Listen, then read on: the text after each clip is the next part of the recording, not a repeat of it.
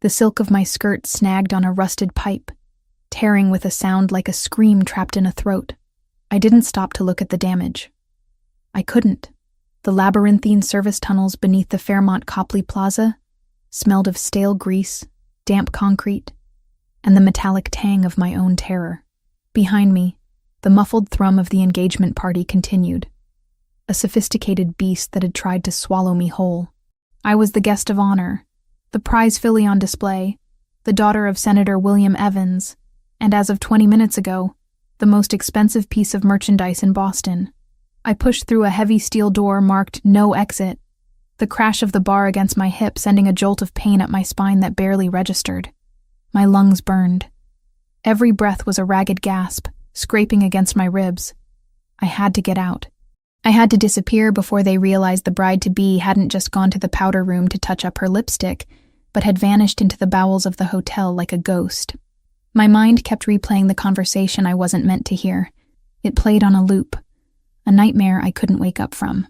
I had been standing just outside the library, pressing a cold glass of water to my forehead, trying to stave off the migraine that had been threatening me all day. The door had been cracked open just an inch. "She's spirited, William. I'll give her that," Lucas Vane had said. His voice was smooth, like oil slicked over asphalt. Lucas, my fiancé. The man who had courted me with charity galas and orchestrated photo ops. The man I thought was just a boring, ambitious politician. "But are you sure she won't ask questions about the transfer? The accounts are in her name. Chloe does what she's told," my father had replied. The dismissal in his tone was absolute. It wasn't the voice of a parent. It was the voice of a broker closing a deal. Once the marriage license is signed, the spousal privilege laws kick in. You get the access codes to the offshore holdings, I get the campaign financing from your associates, and if the feds ever look too closely at the Da Vinci laundromat, well, Chloe is the one whose signature is on the restoration contracts. She's the perfect scapegoat. An unstable artist with a history of anxiety? The jury will eat her alive. "And after?" Lucas had asked. "Once the assets are liquidated? Do whatever you want.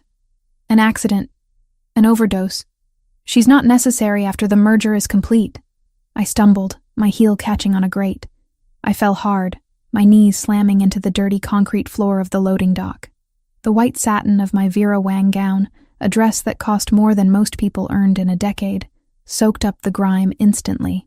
I scrambled up, ignoring the sting of scraped skin. They weren't just planning a marriage. They were planning a funeral. My funeral. I burst out of the loading bay doors and into the night. The weather had turned violent. A storm had been threatening all afternoon, and now it unleashed its fury upon the city. The wind hit me like a physical blow, icy and merciless. It wasn't just rain. It was a deluge that turned the world into a blur of gray and black. Within seconds, the heavy satin of my dress became a lead weight, dragging me down, clinging to my legs like drowning hands. My hair, pinned up in an intricate chignon with diamond-studded pins, began to collapse, wet strands plastering themselves against my face, blinding me. I kicked off my heels. They were useless now. I ran barefoot onto the asphalt, the rough surface biting into my soles, but the pain was grounding. It was real. The champagne-soaked lie back in the ballroom was the dream. This cold, hard pavement was the reality. I couldn't go to the police. My father controlled half the precinct, and Lucas owned the other half. I couldn't go to my apartment.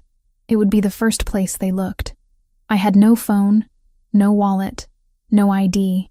Everything was in the clutch I had left at the table. I was a ghost in a wedding dress, sprinting through the back alleys of Boston with nothing but the adrenaline pumping through my veins. Headlights swept across the brick wall to my left. Panic, sharp and electric, surged through me. I threw myself behind a dumpster that smelled of rotting fish and garbage. A black SUV rolled past slowly, prowling. It wasn't a police car. It was an unmarked Escalade with tinted windows. The kind of car that didn't exist on official records. I pressed a hand over my mouth to stifle the sob clawing its way up my throat. They were already hunting. I waited until the taillights faded around the corner before I moved. I needed cover. I needed a place where the senator's influence was weak. a place where the neatly manicured laws of Beacon Hill didn't apply. Instinct, primal and desperate, pulled me toward the north end, the old Italian district. The streets there were narrow, a tangled knot of history and secrets where a limousine couldn't fit, and where shadows were deep enough to hide a woman in white. I ran until my chest felt like it was filled with broken glass. I didn't know how long I had been moving. 10 minutes, an hour? Time had dissolved into the rhythm of my feet slapping against wet cobblestones. The architecture changed around me.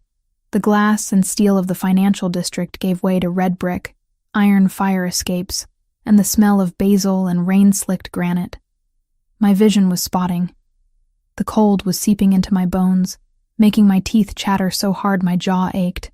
I turned down a narrow street, Hanover, then took a sharp left into a dimmer, quieter alley. I needed to get indoors. Hypothermia was going to kill me before Lucas did if I stayed out here. I looked up at the building in front of me. It was a townhouse, imposing and stoic, built from dark brick that seemed to swallow the light. I recognized the ironwork on the gate. Years ago, before the funding was cut, this building had housed a private archive of Renaissance art restoration techniques. I used to come here as a student to study pigment compositions. I remembered the heavy oak door. I remembered there was a side entrance that used to be left unlocked for the delivery trucks. It was a desperate, stupid hope. The archive had closed 3 years ago. It was likely a private residence now, or gutted and empty, but I had nowhere else. I stumbled up the 3 stone steps, my bare feet slipping on the wet slate. I reached for the handle. Locked. Of course it was locked. Tears, hot and frustrated, finally spilled over, mixing with the rain on my cheeks. I leaned my forehead against the wood, shivering violently. Please, I whispered to the universe, to God, to anyone listening. Please don't let this be the end. Then I heard it. The distinctive, aggressive hum of an engine turning into the alley. I whipped my head around. The black SUV had found me. It crawled toward me like a shark scenting blood in the water. The high beams blinded me, pinning me against the door like an insect on a display board. Terror replaced exhaustion. I pounded on the door with my fist. Open up! I screamed, my voice cracking. Please, help me! The car doors opened. Men stepped out. Not police, not security. These men wore leather jackets and moved with a predatory synchronization that spoke of violence as a profession. I saw the glint of metal in the hand of the lead man. A pistol, held low against his thigh. They weren't here to retrieve a bride. They were here to erase a problem. I hammered on the wood again, harder, until my knuckles bruised. Help! Is anyone there? Please! I heard the heavy click of a deadbolt sliding back. The door swung inward. I didn't wait for an invitation. I practically fell across the threshold, collapsing onto a foyer floor made of polished hardwood. Warmth washed over me, the smell of burning oak, old paper, and something deeper, darker, like sandalwood and tobacco. I scrambled backward, crab-walking until my back hit the wall, clutching the ruined bodice of my dress to my chest. I looked up. The man standing there was not the elderly archivist I remembered. He was a mountain of a man, framing the doorway with shoulders that strained against a white dress shirt. The shirt was unbuttoned at the collar, revealing the column of a thick, strong neck. His sleeves were rolled up to his elbows, exposing forearms corded with muscle and dusted with dark hair. In one hand, he held a tumbler of amber liquid. In the other, hidden partially behind the doorframe, was a gun, matte black, steady. He looked down at me. His eyes were dark, almost black in the dim light of the hallway, set beneath brows that were currently drawn together in calculation, not concern. He didn't look shocked to find a half-drowned bride on his doorstep. He looked annoyed. I choked out, water dripping from my hair into my eyes. They're going to kill me. He didn't answer. He looked past me, out into the rain. The sound of boots crunching on gravel echoed from the street. The men from the SUV were approaching. Hey, one of them shouted, his accent thick, guttural. That's our girl. Send her out and we walk away. The man in the doorway didn't flinch. He didn't even put down his drink. He stepped forward, crossing the threshold onto the small porch, placing himself between me and the encroaching darkness. He moved with a lethargic grace that was more terrifying than any sudden movement could have been. It was the confidence of an apex predator who knew exactly where he stood on the food chain. I huddled deeper into the shadows of the hallway, peering around his leg. There were 4 of them. They looked big, mean, and ready to tear this house apart. "You're lost," the man in the doorway said. His voice was a low rumble, a baritone that vibrated through the floorboards and into my shivering body. It wasn't a question. "We're not lost, pal," the leader of the mercenaries sneered, stepping into the halo of the porch light. He raised his gun slightly. "We're cleaning up a mess. The girl belongs to Senator Evans. We have instructions to retrieve her. Give her to us, and you don't have to deal with the fallout." The man took a slow sip of his whiskey. He swallowed, the movement of his throat hypnotic in the tension. "You must be new to Boston," he said, his tone conversational, bored even. "Or you would know that this house sits on Ravellini ground." The air in the alley seemed to freeze. Even I, sheltered in the suburbs and art galleries, knew that name. Ravellini, the family that ran the North End, the family that the police didn't touch, that the politicians didn't cross without permission. The mercenary leader hesitated, his gun lowered an inch. "We have a contract, and I have a headache," the man replied. "You stepped onto my property. You threatened a guest on my doorstep. In my world, that's not a contract dispute. That's a death wish." He didn't shout. He didn't posture. He simply existed with such absolute, suffocating authority that the violence in the air shifted. It wasn't directed at me anymore. It was radiating from him. "Turn around," he commanded softly. "Get back in your cheap car. Drive until you cross the city line. If I see your taillights in 5 seconds, I won't paint this street with your brains." The mercenary locked eyes with him. It was a test of will, a silent measurement of lethality. The mercenary blinked first. He cursed in a language I didn't recognize, Albanian maybe, and signaled to his men. They holstered their weapons, their body language shifting from aggression to survival. "This isn't over," the mercenary spat, backing away. "It is for you," the man said. He waited. He watched as they piled back into the SUV. He watched as the engine roared to life, and the vehicle reversed aggressively out of the alley, tires screeching on the wet stone. Only when the street was empty again did he turn back to me. He stepped inside and closed the door, the sound of the heavy locks snapping into place. 1, 2, 3 clicks was the loudest thing I had ever heard. It sounded like a cell door closing, but for the first time in hours, I was on the safe side of the bars. He loomed over me. Up close, he was devastating. His face was all sharp angles and hard planes, a jawline that could cut glass, and a mouth that looked like it rarely smiled. There were no scars on his face, nothing to mar the severe classical beauty of his features, but his eyes were old. They were the color of espresso, dark and impenetrable, and they were scanning me with a clinical precision that made me feel naked, despite the layers of wet silk. He looked at the mud on the hem of my gown. He looked at the bruises forming on my wrists where I had gripped the door. He looked at the diamond engagement ring that was still sliding around on my wet finger. "You're bleeding," he stated. I looked down.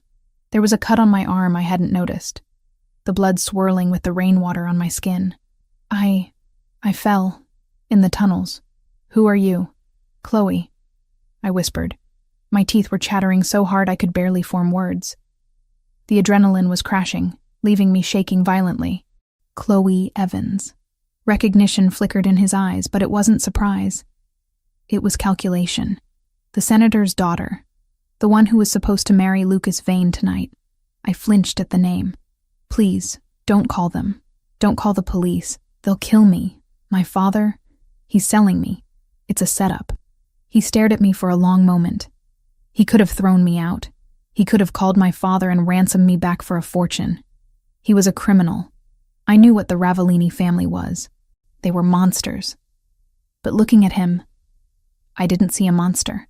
I saw a fortress. He set his whiskey glass down on a side table. He didn't offer me a hand to get up. Instead, he reached for a thick, dark towel that was hanging on a coat rack nearby. He dropped it onto my head. It was heavy, warm, and smelled like him. "Stand up, Chloe," he ordered. I struggled to my feet, my legs wobbling. The wet dress weighed 50 pounds. I clutched the towel around my shoulders, shivering. "Are you going to send me back?" He stepped closer. He was so tall I had to crane my neck to look him in the eye.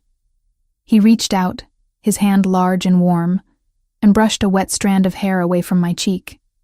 His touch was rough, calloused, but surprisingly gentle.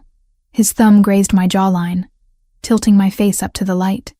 "Out there," he said, his voice dropping to a rough whisper that traveled straight to my marrow.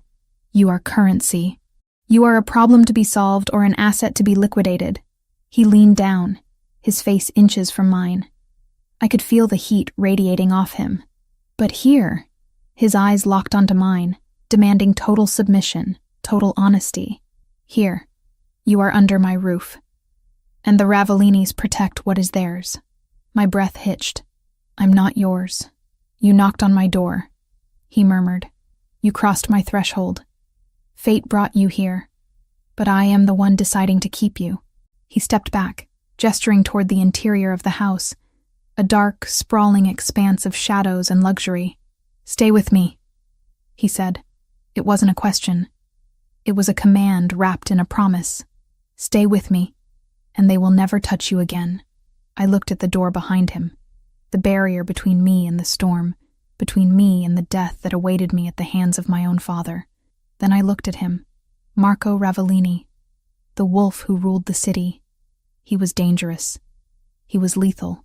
But in his darkness, there was a strange, terrifying safety. I tightened the towel around myself, feeling the first returning sensation in my frozen fingers. I took a step toward him. "Okay," I whispered. He didn't smile. He just nodded, once, sharp and final. He turned and walked into the darkness of the house. And without looking back, he expected me to follow. And I did. The whiskey burned. It was a sharp, amber fire that coated my throat and settled in my empty stomach like a heavy stone. But it was the only thing keeping the tremors at bay. I sat in a high-backed leather wing chair that probably cost more than my entire tuition at the Restoration Institute, clutching the crystal tumbler with both hands. The library of the townhouse was vast, a cathedral of dark mahogany and shadows, illuminated only by the dying embers in the fireplace and a single brass lamp on the desk. Marco Ravellini stood by the window.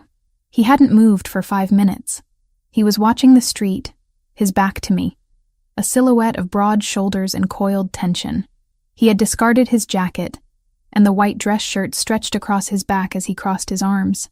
He hadn't asked me if I was cold. He hadn't asked me if I was hungry. He was letting me stew in the silence, waiting to see if I would crack. "My father isn't going to stop," I said. My voice sounded foreign to my own ears, raspy, hollow, stripped of the polite cadence I had been trained to use at political fundraisers. "He has the entire Boston PD in his pocket. If you think the Ravellini name is enough to keep him away forever, you don't know William Evans."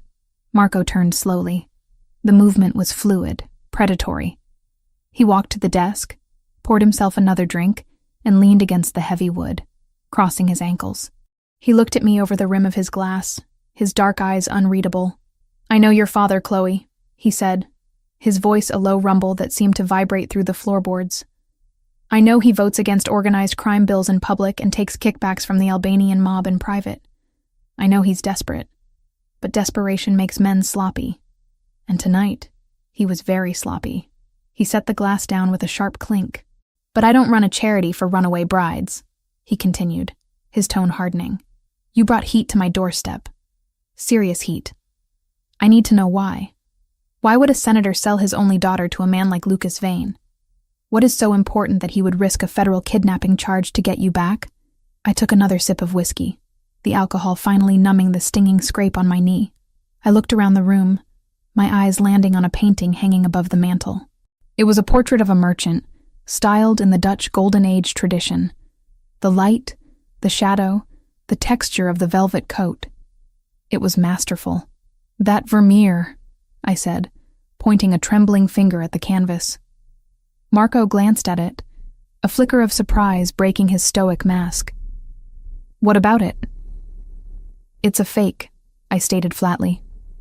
He raised an eyebrow. I paid $3 million for that at a private auction in Zurich. It has papers of authentication from the Rijksmuseum.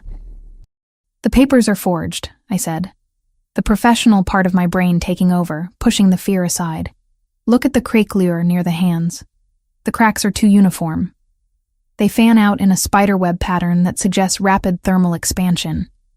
That canvas wasn't aged by 400 years of Dutch air. It was baked in a convection oven in a basement in New Jersey about 10 years ago.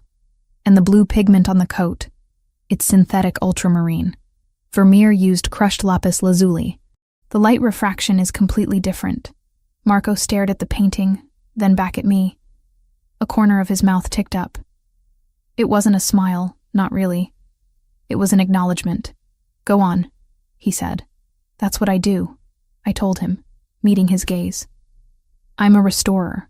I specialize in provenance and layer analysis. My father, he owns a gallery. The Evans Collection. It's a front. For years, he's been having me restore works of art. He brings me pieces, tells me they need cleaning or relining. I didn't ask questions. I was just happy he was paying attention to me, happy to be useful. I swallowed hard, the bile rising in my throat. I wasn't restoring them, Marco. I was preparing them. He and Lucas, they use the paintings to transport information. Microfilms, digital drives, bearer bonds, hidden between the original canvas and the lining, or buried under layers of new gesso and overpaint. They ship the art internationally for exhibitions. It bypasses customs. No one scans a 16th century masterpiece for data smuggling. Marco went still. The air in the room shifted, becoming heavier, charged with a sudden, lethal intensity. He understood. He wasn't just a thug with a gun. He was a strategist. He saw the board. And tonight? He asked softly. I overheard them. I whispered. I wasn't supposed to be there. They were discussing the merger. My marriage to Lucas wasn't about politics. It was about consolidating the assets. Once I signed the marriage license, spousal privilege would prevent me from testifying if the feds ever found out. And once the transfer was complete, once the Da Vinci Project was fully laundered, you become a loose end, Marco finished. They were going to kill me, I said, the words tasting like ash. An overdose. An accident. It didn't matter. I was just the packaging for the deal. Marco pushed off the desk and walked toward me. He stopped inches from my chair, invading my space, forcing me to look up at him. He didn't touch me, but his presence was overwhelming. He smelled of rain and violence. Do you know which paintings? He asked. I know all of them, I said, my voice gaining strength. I know the chemical composition of the solvents needed to strip the layers without destroying the evidence. I know the shipping schedules. I know where the bodies are buried, Marco, because I'm the one who unwittingly dug the graves. I stood up. My legs were shaky, but I locked my knees. I wouldn't cower. Not anymore. I was done being a victim. You want to hurt Lucas Vane? I asked. You want to cripple my father's operation? I can give you the map. I can decode every single piece of art they have. And what do you want in return? I want to live, I said. And I want to burn their world down. Marco studied me for a long moment. He looked at my ruined dress, my wet hair, the fire in my eyes that mirrored his own. He reached out and took the empty glass from my hand, setting it aside on a bookshelf. Deal, he said. There was no contract, no handshake, just that single word, heavy with obligation. Pack your things, he said, turning toward the door. Then he paused. Wait, you don't have things. We're leaving. Now. Leaving? I asked, panic flaring again. Where? This townhouse is burned, Marco explained, checking the magazine of his pistol before sliding it back into his holster. Your father knows you're in the North End. He won't strike tonight because he's scared of a war. But by morning, he'll have a judge sign a warrant. We're going to the main estate, my territory, the only place in Massachusetts where a senator's badge means nothing. He didn't grab my arm. He didn't push me. He opened the door and waited. It was a choice. I could walk out into the rain and take my chances, or I could walk with him into the belly of the beast. I walked with him. The drive was a blur of rain-streaked windows and silence. We took a different car, a heavy armored sedan that felt more like a tank than a luxury vehicle. Marco drove with one hand on the wheel, his eyes constantly checking the mirrors.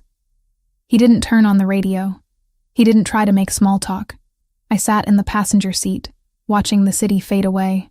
The skyscrapers of Boston gave way to the winding, dark roads of the North Shore. I should have been terrified. I was sitting next to the capo of the Ravellini crime family, a man rumored to have killed people with his bare hands. But looking at his profile in the dashboard lights, the sharp nose, the set jaw, the focus, I felt a strange, jarring sense of calm. For the first time in my life, the person beside me wasn't trying to manipulate me. He was just guarding the perimeter. We pulled up to iron gates that were easily 12 feet high. They swung open automatically as the car approached, revealing a long, winding driveway lined with ancient oaks. The Ravellini estate wasn't a house. It was a fortress masked as a mansion. Stone walls, slate roof, security cameras blinking red in the darkness of the trees. Marco parked in front of the main entrance. Men in dark suits materialized from the shadows before the engine even cut out. They weren't the disorganized thugs my father hired. These men were disciplined. They nodded to Marco with deference. "Boss," one of them said, opening Marco's door. He glanced at me, his expression impassive. "Is this the package?" Marco stepped out and walked around to my side. He opened my door before I could reach the handle. "She is not a package, Dante. She is a guest. Alert the perimeter team. We go to condition red. No one enters or leaves without my direct verbal authorization. If you see a badge, you lock the gates. If they try to breach, you hold the line." "Understood," Dante said, his eyes widening slightly at the escalation. Marco led me inside. The foyer was breathtaking. Black and white marble floors, a double staircase, a chandelier that looked like a cascade of frozen tears. But I didn't have time to admire the architecture. "The kitchen is through there," Marco said, pointing. "Get some food. Real food, not those canapes you were starving on." "Then go to the study. Second door on the left." "I'm not hungry," I lied. "You're running on adrenaline and whiskey," he corrected me. "You eat. That's an order. I need you sharp, not fainting." He didn't wait for an argument. He turned and marched up the stairs, barking orders into a cell phone he had pulled from his pocket. 20 minutes later, I walked into the study. I had forced down a sandwich made by a silent, efficient housekeeper, and the sugar from the bread was finally clearing the fog in my brain. The study was the nerve center of the house. Screens covered one wall, displaying security feeds and stock market tickers. Marco was there, standing in front of a massive flat-screen television tuned to a national news network. He had changed his shirt, putting on a fresh black button-down, but he hadn't rolled down the sleeves. "Look at this," he said, his voice dangerously quiet. I looked at the screen. My stomach dropped. It was a press conference. My father, Senator Evans, was standing at a podium, looking disheveled and distraught. A perfect performance. Lucas Vane stood beside him, looking grim and supportive. "My daughter, Chloe, has been struggling with severe mental health issues for some time," my father was saying, wiping a non-existent tear from his eye. "The stress of the wedding. It caused a psychotic break. We believe she has been lured away by a dangerous criminal element who is taking advantage of her fragile state. She is not herself. She is confused, paranoid, and in need of immediate medical attention." The camera zoomed in on Lucas. "We just want Chloe home," Lucas said, looking directly into the lens. His eyes were cold, dead sharks swimming in blue water. "Chloe, if you're watching, please, take your medication. Come home. We love you." "Lies," I hissed, my hands balling into fists. Every word. "I don't take medication. I've never had a break." "They're setting the narrative," Marco said. "They're delegitimizing anything you say before you even say it. If you go to the press now, you're just the crazy girl ranting about conspiracies." On the screen, a reporter asked a question. "Senator, are there any leads on who she might be with?" "We have reason to believe she is being held against her will by Marco Ravellini," my father said, his voice trembling with fake rage. "A known crime boss. Let me be clear. If anything happens to my daughter, If a single hair on her head is harmed, I will bring the full force of the United States government down on his head. There will be no trial. There will be war. Marco didn't speak. He picked up a heavy crystal ashtray from the coffee table. He didn't throw it with wild anger. He threw it with terrifying precision. The heavy glass smashed into the center of the 80-inch screen. The TV exploded in a shower of sparks and plastic shards. The image of my father's lying face distorted, fractured, and then died into blackness. Silence rang in the room. Marco turned to me. His chest was heaving slightly, the only sign of the fury burning inside him. "He thinks he can threaten me in my own city," Marco said, his voice low. "He thinks he can use you as a shield." He walked over to a large oak table in the center of the room. He swept a pile of maps and ledgers onto the floor with a violent swipe of his arm. "Come here," he commanded. I walked to the table. "You said you have a map," Marco said, placing his hands flat on the wood. "You said you know the operation." "I do." "Draw it," he said. He grabbed a tablet from a side table and slid it toward me. "Right now. Show me everything. Where are the paintings? Who are the buyers? What is the timeline?" I picked up the stylus. My hand hovered over the digital screen. This was it. The point of no return. Once I wrote this down, I was an accomplice. I was betraying my blood. I was declaring war on my father. I looked at Marco. He wasn't looking at the tablet. He was looking at me, waiting, not forcing me, but witnessing me. "You're not a prisoner here, Chloe," he said, reading my hesitation. "The gates open from the inside, too. You can walk away. But if you stay, you fight. Can you do that?" I thought about the medication comment. I thought about the years of being told to sit still, look pretty, and sign the papers.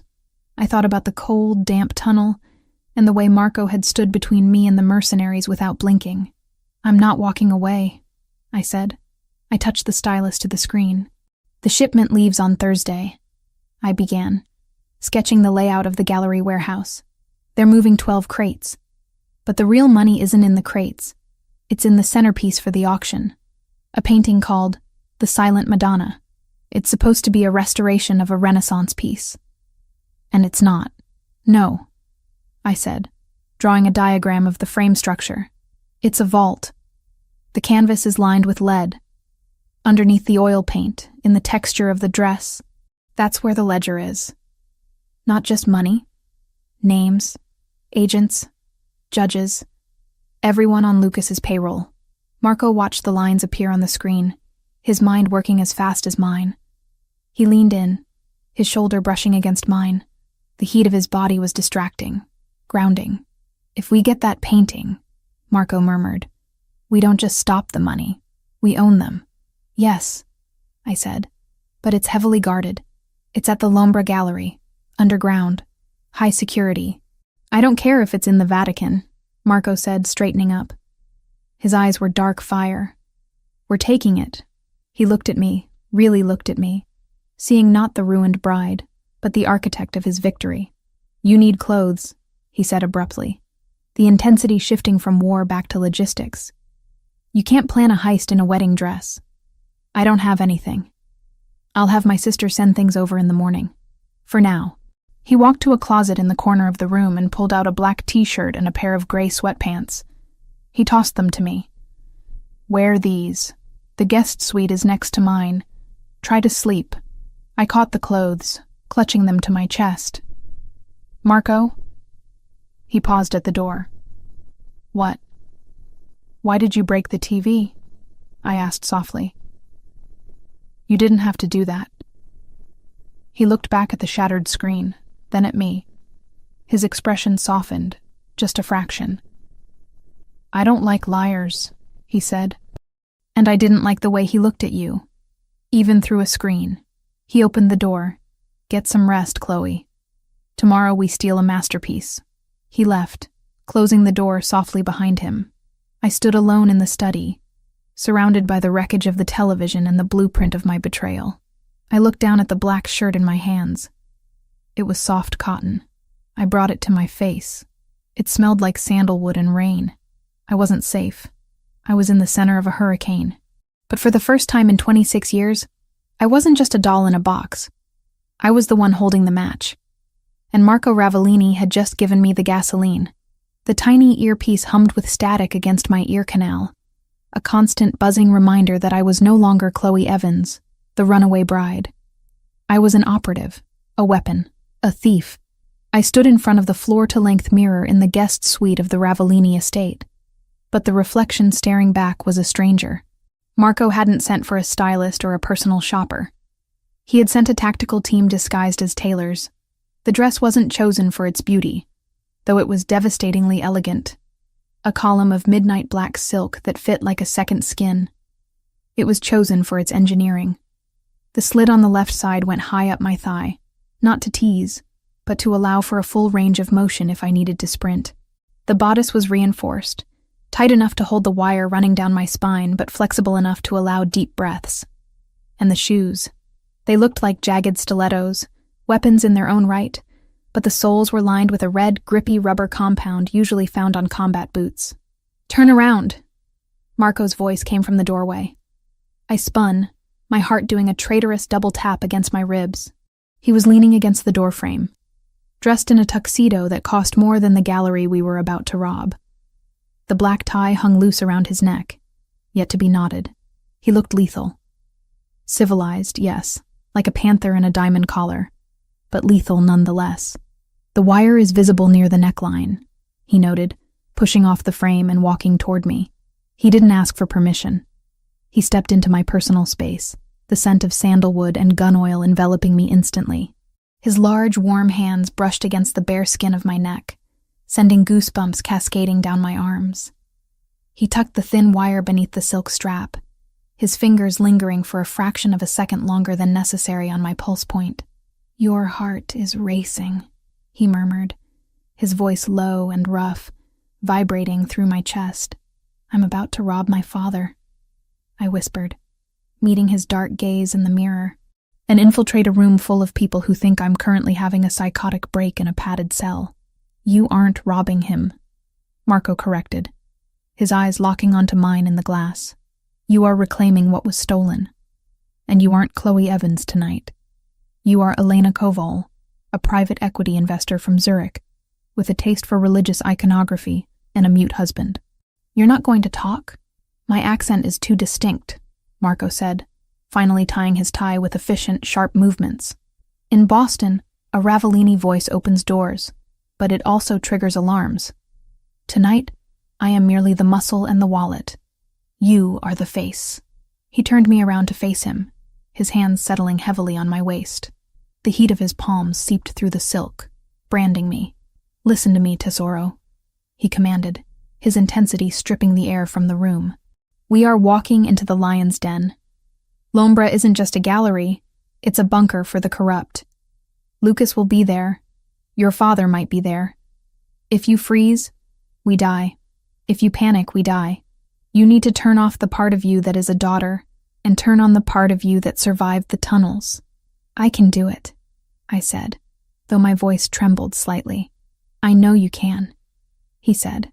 He reached into his jacket pocket and pulled out a small, sleek object. A UV flashlight, no bigger than a lipstick tube. He pressed it into my hand. "Find the painting. Verify the lead lining. Signal the team. Then get behind me." He offered me his arm. "Shall we go to the ball, Cinderella?" The drive to the financial district was silent. We didn't take the armored tank this time. We took a sleek, silver Aston Martin that blended in with the excess of the event. L'Ombra was located in the sub-basement of a skyscraper that housed 3 hedge funds and a law firm specializing in acquittals for the guilty. The elevator ride down was a descent into a different world. The doors slid open to reveal a cavernous space of polished concrete, exposed industrial pipes painted gold, and walls lined with art that was meant to intimidate rather than inspire. The lighting was low, amber and moody, designed to make the jewelry of the guests sparkle and to hide the flaws in the merchandise. "Stay close." Marco breathed into my ear, his arm tightening around my waist. We stepped into the crowd. It was a sea of masks and malice. This was a masquerade auction, a convenient affectation that allowed the city's elite to indulge in their vices anonymously. I adjusted the black lace mask over my eyes, grateful for the barrier. The air smelled of expensive champagne, ozone, and the metallic tang of avarice. I scanned the room, my professional eye automatically cataloging the art on the walls. It was a graveyard of forgeries and stolen masterpieces. To my left, a Basquiat that had clearly been painted by an art student in a loft in Brooklyn. To my right, a legitimate Roman bust that had been reported stolen from a dig site in Italy 4 years ago. Focus. Marco's voice crackled in my ear, though he was standing right beside me. Target is on the north wall. We moved through the throngs of people. A judge I recognized from the nightly news nodded at us. A tech billionaire raised a glass. They saw the tuxedo and the dress, the posture of arrogance, and accepted us as one of their own. It was sickening. Then I saw it. The silent Madonna. It was displayed on a standalone easel in the center of a velvet-roped area, bathed in a focused spotlight. It was grotesque. Not the painting itself. It was a technically proficient imitation of a Raphael Madonna. But the context. The face of the Madonna was serene, her hands clasped in prayer, but the texture was wrong. Even from 10 feet away, I could see the unnatural heaviness of the canvas. It didn't drape. It stood rigid. "It's here," I whispered, barely moving my lips. "We need to get closer," Marco replied. "I need you to verify the lining before we cut. If we slice into a decoy, the alarms trip silently and the doors seal." We began to move toward the ropes, but the crowd parted suddenly, creating a wide berth. My blood turned to ice. Lucas Vane was walking toward the exhibit. He wasn't wearing a mask. He didn't need to. His arrogance was his disguise. He looked impeccable in a midnight blue tuxedo, a glass of scotch in one hand, his other hand resting possessively on the shoulder of a young, terrified-looking intern who was holding a catalog. "Ladies and gentlemen," Lucas announced, his voice smooth and projecting easily over the murmur of the room. "Thank you for joining us for the highlight of the evening, the Silent Madonna, a piece that represents purity, sacrifice, and silence." He laughed at his own joke. The room tittered nervously. I stopped walking. My breath hitched. He was right there, 20 feet away. The man who had planned my death. The man who had looked me in the eye and told me he loved me while signing off on my murder. "Chloe." Marco's voice was a sharp command in my ear. "Don't look at his face. Look at his tie. Look at his shoes. He is just a target. He is prey." Marco's hand slid from my waist to the small of my back, his thumb pressing hard into my spine, grounding me. The pain was sharp and necessary. It pulled me back from the precipice of panic. "I'm okay," I breathed. "He's distracted," Marco noted. "He's preening. Move to the left flank. Use the sculpture for cover." We drifted to the side, slipping behind a massive, abstract bronze sculpture that looked like twisted wreckage. From this angle, we were in the shadows, just outside the direct line of sight of Lucas's security detail. 2 men standing by the pillars, looking bored. "Now," Marco said, "I'm going to create an opening. When the glass breaks, you move. You have 3 seconds to check the canvas with the UV. Do not hesitate. What are you going to do? Something clumsy." Marco detached himself from me. He moved toward a waiter carrying a tower of champagne flutes. He didn't shove the man. That would be too obvious. He simply extended his foot. A subtle, calculated trip at the exact moment the waiter turned. The result was spectacular. The waiter stumbled, the tray tipped, and 50 crystal flutes crashed onto the polished concrete floor with the sound of a shattering chandelier. The noise was deafening in the hushed gallery. Champagne sprayed onto the gown of a senator's wife. People gasped, shouted, and surged backward to avoid the glass. The security guards turned their heads. Lucas turned his head. "Go!" Marco hissed in my ear. I moved. I didn't run. I glided, crossing the distance to the velvet rope in 2 long strides. I ducked under the rope. I was now in the spotlight. I pulled the UV light from my clutch, thumbing the switch. I pressed the light against the bottom corner of the painting, where the paint was thinnest. A dull, sickly green fluorescence reflected back. Not the purple of canvas, or the white of gesso. Green, the specific chemical reaction of lead treated with a shielding agent. "It's confirmed," I said, my voice shaking with adrenaline. Lead lining, it's the vault. Step back, Marco ordered. He was there instantly. He had used the chaos of the crash to ghost through the crowd. He vaulted the velvet rope with a fluid grace that belied his size. In his hand, a scalpel appeared, surgical steel gleaming under the gallery lights. He didn't hesitate. He slashed the canvas. It wasn't a random tear. It was a precise rectangular incision around the central figure of the Madonna. The sound of the thick, lead-lined canvas ripping was visceral, like skin tearing. A collective gasp went up from the room. "He's destroying it!" someone screamed. "Security!" Lucas roared, his composure shattering. Marco ripped the center of the painting free. He didn't look at the art. He looked at what fell out from behind the lead sheet, a thin, flat packet wrapped in mylar. He snatched it up and shoved it into his jacket pocket. "Move." Marco grabbed my hand. The spell broke. The security guards drew their weapons, tasers and batons. Guns were too risky in a crowd of donors, and charged.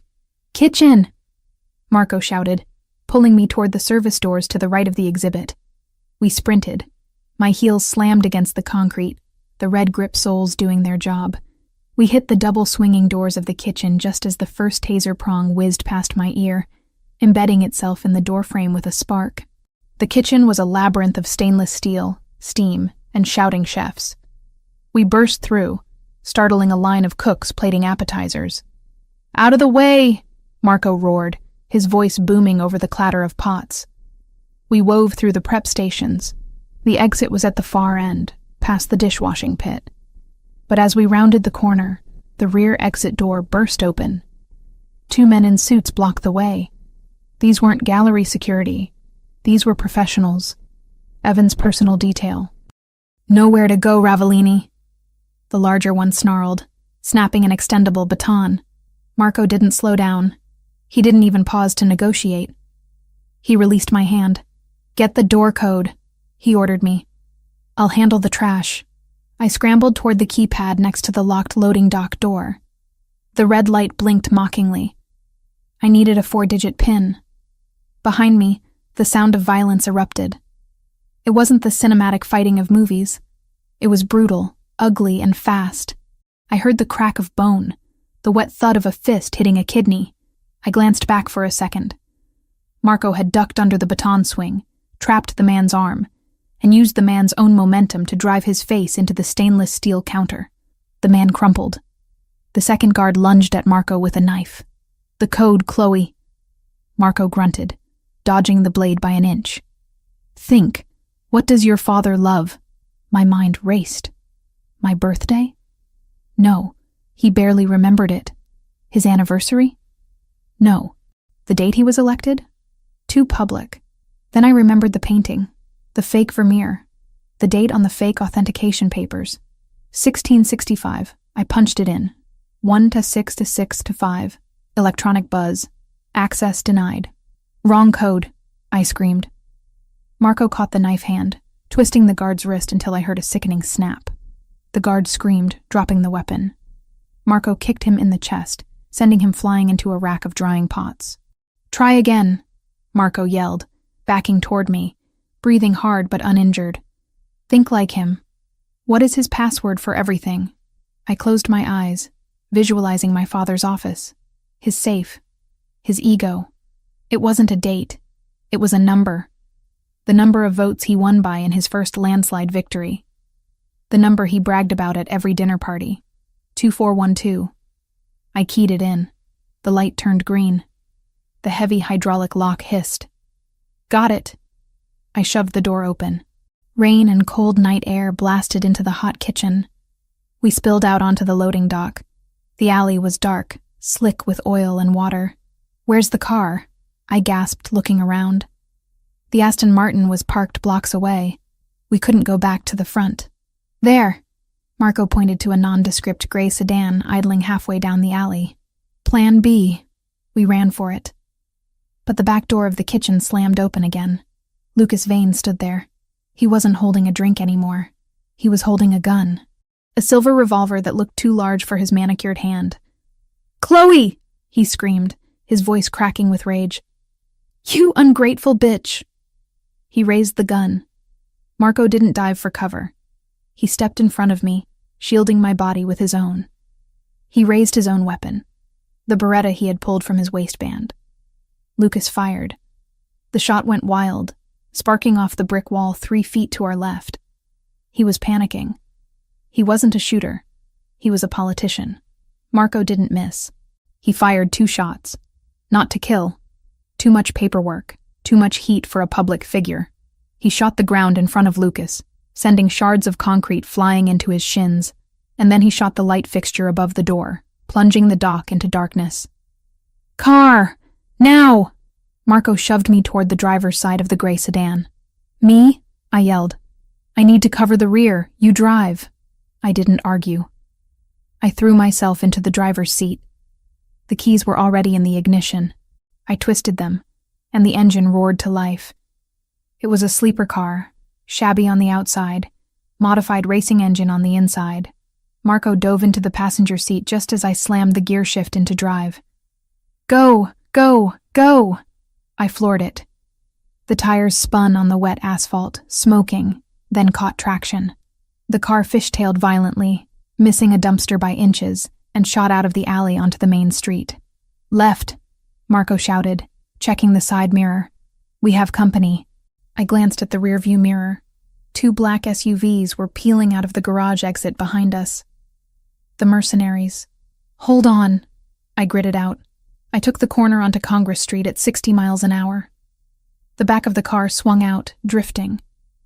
I steered into the skid, correcting with a reflex I hadn't used since the defensive driving course my father made me take, after a kidnapping scare when I was 12. "They're gaining," Marco said calmly. He rolled down his window. The wind and rain whipped into the cabin. He leaned out, bracing his arms on the doorframe, the Beretta steady in his grip. Bang, bang, bang. The shots were deafening inside the car. Behind us, the lead SUV swerved. Marco had hit the front tire. The massive vehicle lost control, hydroplaning across the lanes and slamming into a parked delivery truck with a crunch of metal that vibrated through my steering wheel. "One down," Marco said, pulling back inside and rolling up the window. He looked at me. There was no fear in his eyes. There was something else. A wild, electric approval. "You drive like a getaway driver," he noted, sounding almost impressed. "I learned to drive so I could run away from him," I said, my knuckles white on the wheel. I just never had a place to run to until tonight. We sped through the red light at the intersection, leaving the chaos of the financial district behind. The adrenaline was starting to shake my hands, but the car was steady. "Where are we going?" I asked, my breathing ragged. "The estate?" "No," Marco said, checking the packet he had stolen from the painting. He tucked it safely into the glove compartment. "The estate is too obvious. They'll expect us to go to ground. We're going to the safe house in the Berkshires. It's off the grid. No cameras, no satellite linkage." He reached over and placed his hand on my thigh, his thumb rubbing soothing circles against the tense muscle. The touch was grounding, pulling me back from the edge of hysteria. "You did good, Chloe," he said quietly. "You didn't freeze." "I wanted to," I admitted. "When I saw him, when I saw Lucas, I wanted to throw up." "But you didn't," Marco said. "You acted. That's the difference between a victim and a survivor." I looked at him for a split second, before turning my eyes back to the rain-slicked road. He was right. I had walked into the lion's den. I had looked the monster in the face, and I had stolen his prize. "The painting?" I asked. "What's in the packet?" Marco opened the glove box and pulled out the mylar envelope. He ripped it open. Inside wasn't money. It wasn't a ledger. It was a stack of transparent films, microdots. "It's not just names," Marco said, holding one up to the passing streetlights. "These are schematics, blueprints." "For what?" "For a building," Marco said, his voice turning ice cold. "A federal building. Chloe, they aren't just laundering money. They're selling infrastructure vulnerabilities to foreign cells. This isn't corruption. This is treason." The weight of what we had just done settled over us. We hadn't just robbed a gallery. We had just intercepted an act of war. They won't stop hunting us now, I whispered. They can't. Good, Marco said, racking the slide of his empty gun to reload a fresh magazine. Because I'm tired of running. He looked at me, his eyes dark and promising violence. Let them come, he said. We'll be waiting. I pressed the accelerator harder, the engine growling in response. The city lights faded into the rearview mirror, replaced by the encroaching darkness of the highway. I wasn't the senator's daughter anymore. I wasn't the runaway bride. I was the driver of the getaway car, and for the first time in my life, I was choosing the direction. The gray sedan crunched over gravel and dead leaves, the headlights cutting through the relentless curtain of rain that had followed us all the way from Boston to the Berkshires. We were miles from civilization, deep in a forest that felt ancient and indifferent to the violence we had just escaped. The safe house wasn't a cabin. It was a bunker dressed up in cedar and stone, squatting low against the earth as if trying to hide from the sky itself. Marco killed the engine. The silence that followed was heavy, ringing in my ears after hours of the roaring engine and the phantom echo of gunshots. We're clear, he said, his voice rougher than usual. I looked over at him in the dim light of the dashboard. He was gripping the steering wheel so hard his knuckles were white. But it wasn't anger. It was pain. His left arm was held rigid against his side, and a dark stain was spreading across the sleeve of his tuxedo jacket, turning the expensive fabric slick and black. You're losing blood, I said, my voice snapping into the clinical tone I used when assessing a damaged canvas. Panic was a luxury I couldn't afford. Not when the only thing standing between me and a shallow grave was currently bleeding out in the driver's seat. It's a scratch, Marco grunted, opening his door. Grab the packet from the glove box. It's not a scratch, Marco. You took a knife meant for my throat. He didn't argue. He stepped out into the rain, moving with a stiff, guarded gait that terrified me more than if he had collapsed. Marco Ravellini was a force of nature. Seeing him vulnerable felt like watching a mountain crack. I grabbed the stolen microdots, shoved them into my pocket, and followed him. The interior of the house was cold, smelling of stale air and pine. Marco punched a code into a keypad by the door, and the security lights flickered on, revealing a space that was utilitarian and stark. Leather furniture, bare walls, a kitchen that looked like it had never been used. There were no personal touches, no photos, no life. This was a place people came to survive, not to live. Marco walked straight to the kitchen island and leaned heavily against the granite counter. He hissed a breath through his teeth, his face paling beneath the tan. First aid kit, I demanded, throwing my wet jacket onto a bar stool. Where is it? Bathroom. Under the sink, he managed to say, his eyes closing for a brief second. I ran. I didn't just walk. I sprinted to the bathroom, falling to my knees to wrench open the cabinet. It wasn't a standard drugstore kit. It was a trauma bag. Suture kits, coagulants, morphine, sterilized scalpels. The tools of his trade. I grabbed the bag and a bottle of rubbing alcohol and ran back. Marco had managed to peel off his jacket. His white dress shirt was ruined, the entire left sleeve saturated with blood. He was trying to undo the buttons with one hand, his fingers clumsy and shaking slightly. Stop, I ordered, moving into his space. Let me. He looked at me, his dark eyes hazy with pain but still sharp with that intense, unnerving focus. He dropped his hand. I stepped between his legs, my fingers working quickly to undo the buttons. I peeled the wet, bloody cotton away from his skin, wincing as the fabric stuck to the wound. The gash was ugly, a jagged slice running 4 inches down his bicep, deep enough that I could see the red rawness of the muscle beneath the subcutaneous layer. It was bleeding sluggishly now, but it was wide and angry. This needs stitches, I said, examining it with the same detachment I used for a torn Renaissance tapestry, and it needs to be cleaned. It's going to hurt. Do it, Marco said. He gripped the edge of the granite counter with his good hand, his biceps flexing as he braced himself. I washed my hands, snapped on a pair of latex gloves from the kit, and poured the alcohol over the wound. Marco didn't scream. He didn't even groan. His jaw clamped shut so hard I saw a muscle feather in his cheek, and a sharp intake of breath hissed through his nose. His body went rigid, hard as stone against my hip, but he didn't pull away. "Breathe," I whispered, dabbing the wound with sterile gauze. "You have to breathe, Marco." "I'm fine," he ground out. "You're a terrible liar." I threaded the suture needle. My hands, which had been trembling on the steering wheel an hour ago, were now perfectly steady. This was mechanics. This was repair. I knew how to stitch canvas to hold for centuries. Skin wasn't so different. "I need you to stay still. If you move, the scarring will be worse." "I don't care about scars," he murmured, watching my face instead of his arm. "I do," I said softly. "I spend my life removing them from things that are beautiful. I pierce the skin." He flinched. Just a microscopic tremor, but held his ground. I worked methodically, tying off each knot with precision. The silence in the room was intimate, heavy with the sound of the rain drumming on the roof and our synchronized breathing. "Why do you do this?" I asked, needing to fill the silence, needing to distract him from the needle sliding through his flesh. "The crime, the violence. You aren't like the thugs my father hires.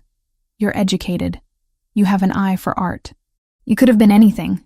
Marco watched my hands. "I wasn't the heir," he said, his voice straining as I tightened a stitch. "My brother, Santino, he was the golden child. He was being groomed to take over, to legitimize the family. I was the spare. I went to university. I studied architecture." I looked up, surprised. "Architecture?"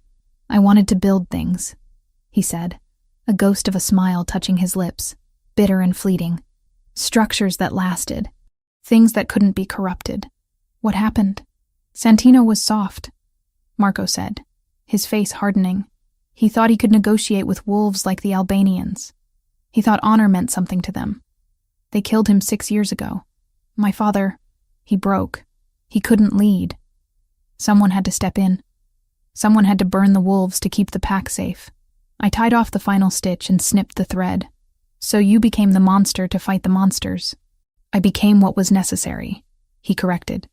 He looked at the neat row of black sutures on his arm. "Just like you became the perfect daughter to survive the senator." I stripped off the gloves and threw them in the trash. I poured whiskey onto a clean cloth and wiped the blood from around the wound, my touch gentler now that the work was done. "I wasn't a daughter," I said, my voice quiet. "I was an asset, a portfolio. My father didn't see me. He saw a merger opportunity. He saw a way to hide his sins." Marco reached out with his good hand. He caught my chin, tilting my face up until I was forced to look at him. The intensity in his eyes burned away the cold of the room. "I see you," he said. The air left my lungs. It wasn't a line. It wasn't a manipulation. It was a fact, stated with the same absolute certainty he used when he ordered men to die.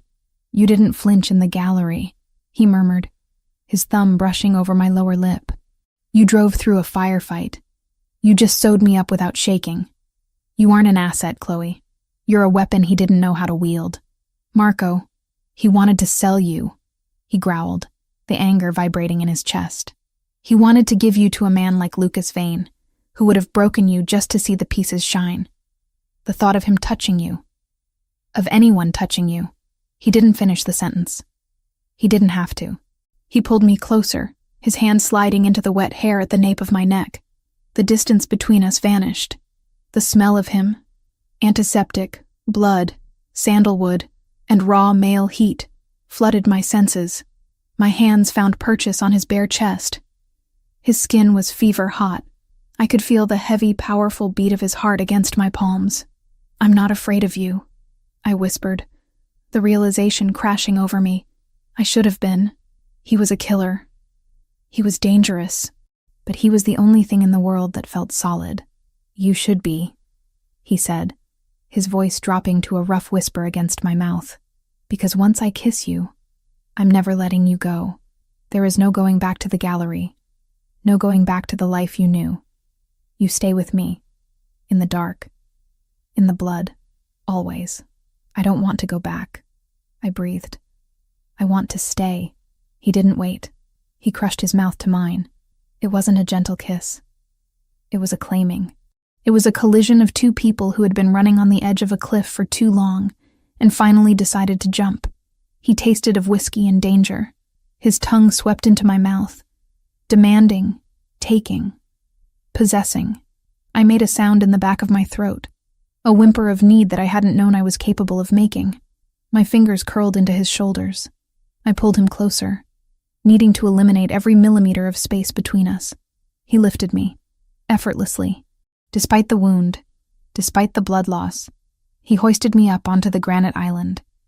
He stepped between my thighs, pressing his hips against mine, the hard ridge of his desire undeniable against the thin fabric of my sweatpants. Mia Regina.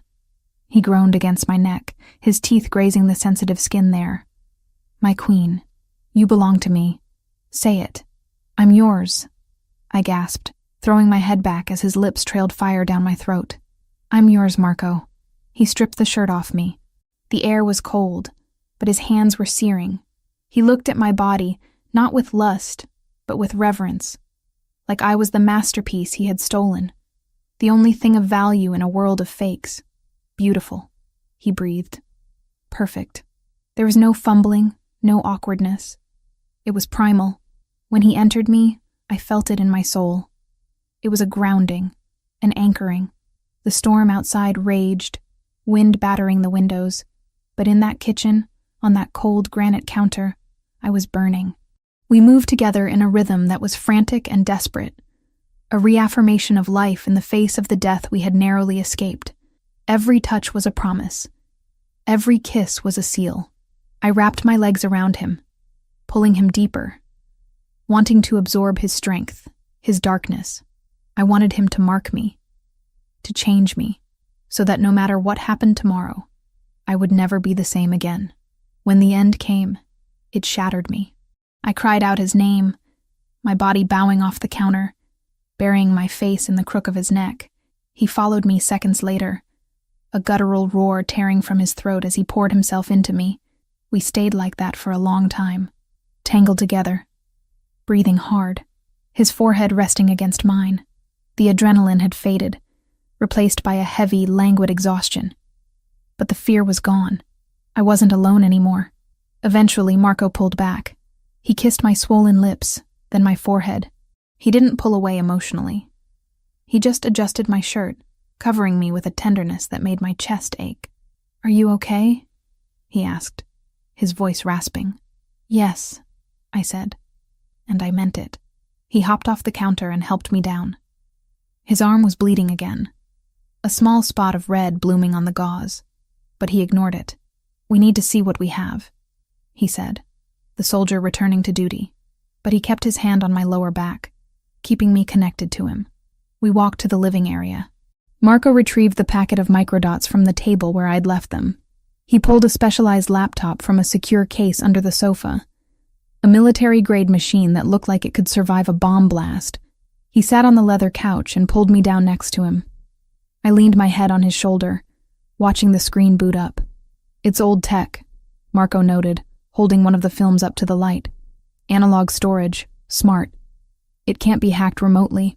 He slipped the film into a specialized scanner attachment on the side of the laptop. The screen flickered, blue code cascading down the terminal. "Here we go," he muttered. An image appeared on the screen. It was a digital scan of the documents hidden in the painting. My heart hammered. This was it. The proof. But as the file opened, a red box flashed on the screen. "Encryption detected. Biometric key required." "Damn it," Marco cursed softly. "What?" I sat up. "What does it mean?" "It means the data is scrambled," Marco said, pointing to the chaotic jumble of characters on the screen. "Your father isn't an idiot. He didn't just hide the files. He locked them. See this algorithm? It's a dual-key system. We have the data, but we don't have the Rosetta Stone to read it." "Is it a password?" I asked. "A number?" "No." Marco shook his head, frustration tightening his jaw. "Look at the prompt.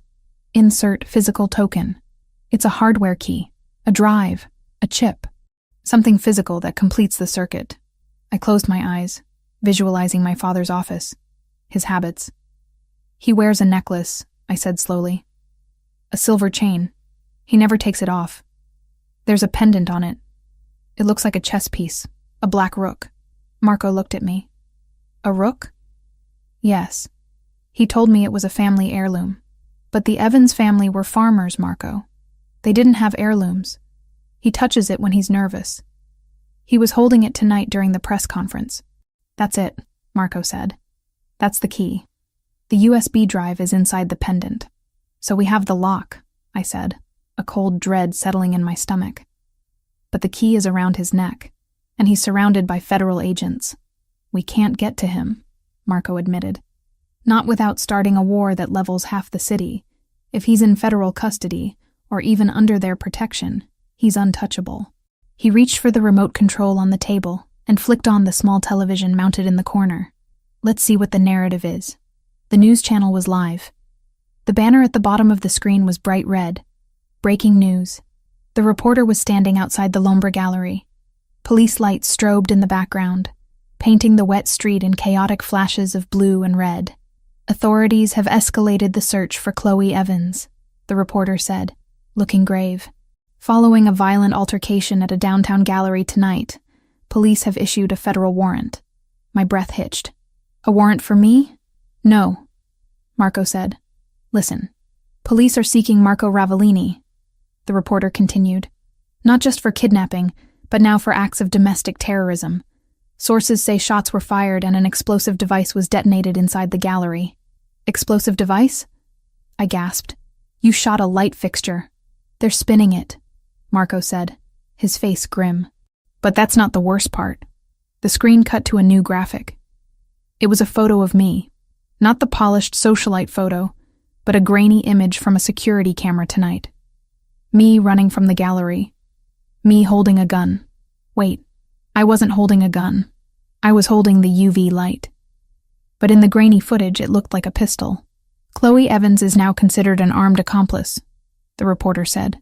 Her father, Senator Evans, has issued a plea for her safe return, stating she is being manipulated and drugged. However, the FBI has placed the Ravellini organization on the top of the domestic threat list. A federal manhunt is underway. Marco turned off the TV. The room plunged back into silence. They just designated me a terrorist, Marco said calmly. That means they can bypass due process. They can freeze my assets. They can raid the estate without a judge. They can shoot on sight. And they think I'm helping you, I whispered. You are helping me, he reminded me. He turned to me, taking my face in his hands. We have a problem, Chloe. We have the evidence that clears us and hangs them, but we can't read it without that chess piece. And the man wearing it is about to be the most guarded man in America. If we don't get that key, I said, we're dead. Yes. And if we try to take it by force, we're dead. Yes. I looked at the black screen of the laptop. I looked at the stitches on his arm. I felt the soreness in my own body, the imprint of him still on my skin. I wasn't the scared girl in the tunnel anymore. I was the woman who had driven a getaway car. I was the woman who belonged to the Wolf of Boston. Then we don't take it by force, I said, my mind sharpening, the plan forming like a restoration strategy. We don't steal the key, Marco. Then how do we get it? I looked him in the eye. We let them invite us in. Marco frowned. What are you talking about? The narrative, I said. My father is selling the story that I'm a victim, that I'm drugged, that I was kidnapped. He needs that story to be true, or else he looks like he lost control of his own daughter. So, I said, my voice trembling but my resolve hardening like steel. What if the victim escapes? What if the prodigal daughter comes home? Marco froze. His grip on my face tightened, almost painfully. No, it's the only way, I insisted. If I go back, if I pretend I escaped you, they'll take me in. They'll bring me right to him, right to the key. Absolutely not, Marco growled, pulling back. I am not sending you back to that psychopath. He'll kill you. He won't kill me before the wedding, I argued. He needs the spousal privilege. He needs me to sign the papers. I have 24 hours, Marco, maybe 48. It's suicide, Chloe. He stood up, pacing the room, the predator caged. You saw Lucas tonight. He shot at you. You think I'm going to let you walk back into his house? Do you have a better plan? I challenged him, standing up too.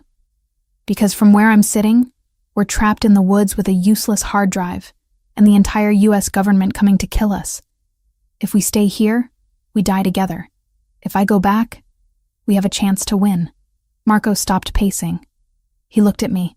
His eyes were wide with fear, not for himself, but for me. It was the first time I had seen true fear in him. I promised to keep you safe, he whispered.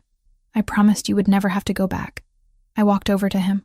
I placed my hand on his chest, over his heart.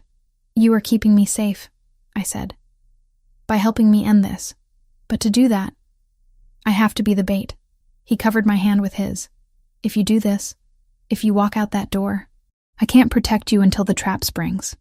You'll be alone. I won't be alone, I said, looking up at him, because I know you'll come for me. The rain hammered against the roof, a relentless drumbeat of war. We stood there in the quiet of the safe house, the heat of our bodies fading into the cold reality of the night. The decision hung in the air, heavy and inevitable. I was going back to hell, but this time, I was bringing the devil with me. The gray light of dawn filtered through the reinforced shutters of the safe house, casting long, skeletal shadows across the floorboards. I woke up reaching for heat that wasn't there. The space beside me on the leather sofa was empty, the cushion cold to the touch. The only sound in the bunker was the hum of the air filtration system and the rhythmic tapping of keys. I sat up, pulling the thick wool blanket around my shoulders. My body ached, a dull, throbbing reminder of the adrenaline crash from the night before, compounded by a soreness that was entirely Marco's fault. I looked toward the kitchen island. Marco was standing by the security console, bathed in the blue glow of the monitors. He hadn't slept. He was still wearing the blood-stained dress pants from the gala, though he had discarded the ruined shirt. His torso was bare, wrapped in the fresh bandages I had applied, and the sight of his broad, scarred back, rigid with tension, sent a spike of anxiety straight through my chest. "What is it?" I asked, my voice raspy with sleep. He didn't turn around immediately. He stared at the screen for another second, his fingers hovering over the keyboard, before he finally swiveled to face me. His face was a mask of cold fury. "We have a problem," he said. I threw off the blanket and walked over to him, ignoring the chill in the air. On the monitor, the perimeter grid was lit up with red warning indicators. Thermal imaging showed heat signatures moving through the dense tree line surrounding the property. 6. No, 8 of them. "How?" I whispered. "You said this place was off the grid." "It is," Marco replied, his voice devoid of emotion. "No electronic footprint, no satellite linkage. The only people who knew about this location were my brother, who is dead, and the supplier who outfitted the panic room." "The supplier?" "Giavaro." Marco spat the name like a curse. "He provides weapons and safe houses to anyone with cash. I paid him a premium for exclusivity. It seems Lucas Vane paid him more." He reached under the counter and pulled out a heavy assault rifle, checking the chamber with a metallic clack that echoed in the silent room. He slid a fresh magazine into his Beretta and placed it on the counter, then looked at me. "Get to the bunker," he ordered. "There's a hatch in the pantry. It leads to a sub-basement with a separate air supply. Lock it from the inside. Do not open it until you hear my voice, specifically my voice. If anyone else tries to open it, you use the pistol I left down there." "No," I said. Marco froze. He looked at me, his eyes narrowing. "This isn't a discussion, Chloe. These aren't street thugs. They're moving in a tactical formation. They're here to liquidate the assets. That means me, and it means you." "Exactly," I countered, moving not toward the pantry, but toward the laundry room adjacent to the kitchen. "If they're a tactical team, they have thermite charges. They'll burn through a bunker hatch in 3 minutes. If you die up here, I die down there. I'm not hiding in a hole waiting to suffocate. Chloe, I'm not a soldier, Marco," I shouted, turning back to him. "I can't shoot a moving target at 50 yards. But I know chemistry, and I know this house is stocked with industrial cleaners because I saw them under the sink when I got the first aid kit. I kicked open the laundry room door. It was a small, narrow utility space. On the shelf sat rows of heavy plastic jugs. Bleach, ammonia-based glass cleaner, drain opener.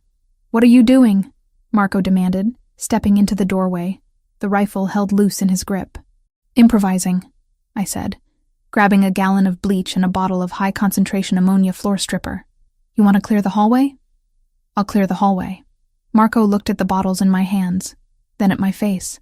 He realized what I was suggesting. The mixture of sodium hypochlorite and ammonia created chloramine gas. It was volatile, toxic, and instantly incapacitating to the respiratory system. It was a war crime in a bottle. "It's dangerous," he said. "The ventilation is independent in the main room," I finished for him. "We seal the laundry door. We wear wet masks. They breach the front door. They get a face full of chemical warfare. It buys you seconds. Seconds you need." He hesitated, the protective instinct warring with the strategist in him. Then, a loud thud reverberated through the house. Someone was testing the reinforced front door with a battering ram. "Do it," Marco growled. "But stay low. If you breathe it, you burn your lungs." He tossed me a thick rag from the counter. I ran it under the tap, soaking it in cold water, and tied it tight around my face. Marco did the same with a torn piece of his ruined shirt. "They're breaching in 10 seconds, Marco said, his voice muffled by the cloth. He positioned himself behind the heavy oak island, leveling the rifle at the entryway. "Get ready." I crouched in the laundry room doorway, the heavy jugs uncapped in my hands. My heart was hammering against my ribs like a trapped bird, but my hands were steady. I poured the ammonia into a plastic bucket. Wham! The front door groaned. The wood splintered around the deadbolt. Wham! "Wait for it," Marco signaled with his hand. The door flew open with a crash, hanging off its hinges. Gray morning light flooded the entryway, followed immediately by 3 black-clad figures swarming in, weapons raised. "Now!" Marco yelled. I didn't throw the bucket. I poured the bleach into the ammonia, creating an instant, violent reaction, and shoved the bucket skittering across the hardwood floor into the narrow hallway that connected the entryway to the living room. White mist erupted from the bucket like a released phantom. "Clear!" one of the mercenaries shouted, but the word turned into a gagging cough mid-syllable. The gas expanded rapidly, filling the corridor. The mercenaries, expecting gunfire, weren't ready for a chemical assault. They stumbled, clawing at their throats. The chloramine hit their mucous membranes, turning into hydrochloric acid on contact. Their eyes burned, their airways constricted. "Fire!" one of them choked out, blindly spraying bullets into the ceiling. Marco didn't hesitate. He rose from behind the island, a dark, avenging angel in the haze. The rifle in his hands barked, controlled precise bursts of fire. Pop, pop, pop, pop. The first 2 men dropped before they could even level their weapons. The third tried to retreat, stumbling back out the door, retching violently. "Stay down," Marco commanded me, moving forward. He didn't run into the gas. He skirted the edge of the living room, using the ventilation currents to his advantage. He moved to the side window, smashed the glass with the butt of his rifle, and engaged the targets outside who were still trying to figure out why their breach team was screaming. I stayed pressed against the washing machine, eyes squeezed shut. The wet rag pressed hard against my nose and mouth. The smell was acrid, piercing even through the water. The scent of a swimming pool on fire. Gunfire erupted from the yard, shattering the remaining windows. Shards of glass rained down on the leather sofa where we had slept. Marco was a blur of motion, firing, ducking, relocating. He wasn't fighting like a gangster. He was fighting like special forces.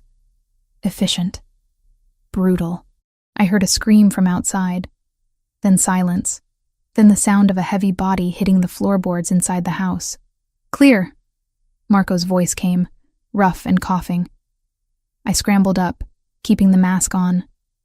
The gas was dissipating, pulled out by the broken door and windows, but the air still stung. Marco was standing over a man in the entryway. The mercenary was alive, clutching a bleeding shoulder, his mask torn off, his face red and blistering from the fumes. Marco kicked the man's gun away and planted a heavy boot on his chest. "Who sent you?" Marco asked. His tone wasn't angry. It was terrifyingly conversational. The man wheezed, pink froth bubbling at his lips. "Go to hell." Marco leaned down and pressed his thumb directly into the bullet wound in the man's shoulder. The mercenary shrieked, a high, thin sound that cut through the ringing in my ears. "I'm already there," Marco said. "I'm the landlord. Now, I'll ask you one more time before I decide to let you choke on your own blood. Who sent you?" "Vane," the man gasped. "Vane and the senator." "We know that," Marco said, applying more pressure. "Tell me something I don't know. Why hit us now? Why not wait for the warrant? The timeline." The man choked out, tears streaming from his chemically burned eyes. They moved it up. I stepped forward, lowering my mask slightly as the air cleared. "Moved what up?" The mercenary looked at me, then at Marco. He realized he was dying anyway. "The wedding, and the flight." Marco eased the pressure slightly. "Talk. Tomorrow," the man wheezed. "The wedding is tomorrow morning. 10 a.m., St. Paul's. Immediately after the ceremony, the senator is boarding a private jet to Montenegro." "Montenegro," Marco repeated, looking at me. "Non-extradition treaty." "He's running," I whispered, the reality crashing down on me heavier than the roof. "He's not just laundering the money.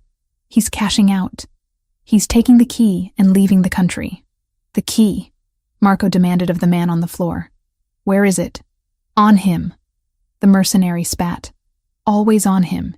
He knows. He knows you have the files. He knows he can't decrypt them without the physical drive. He's taking it with him.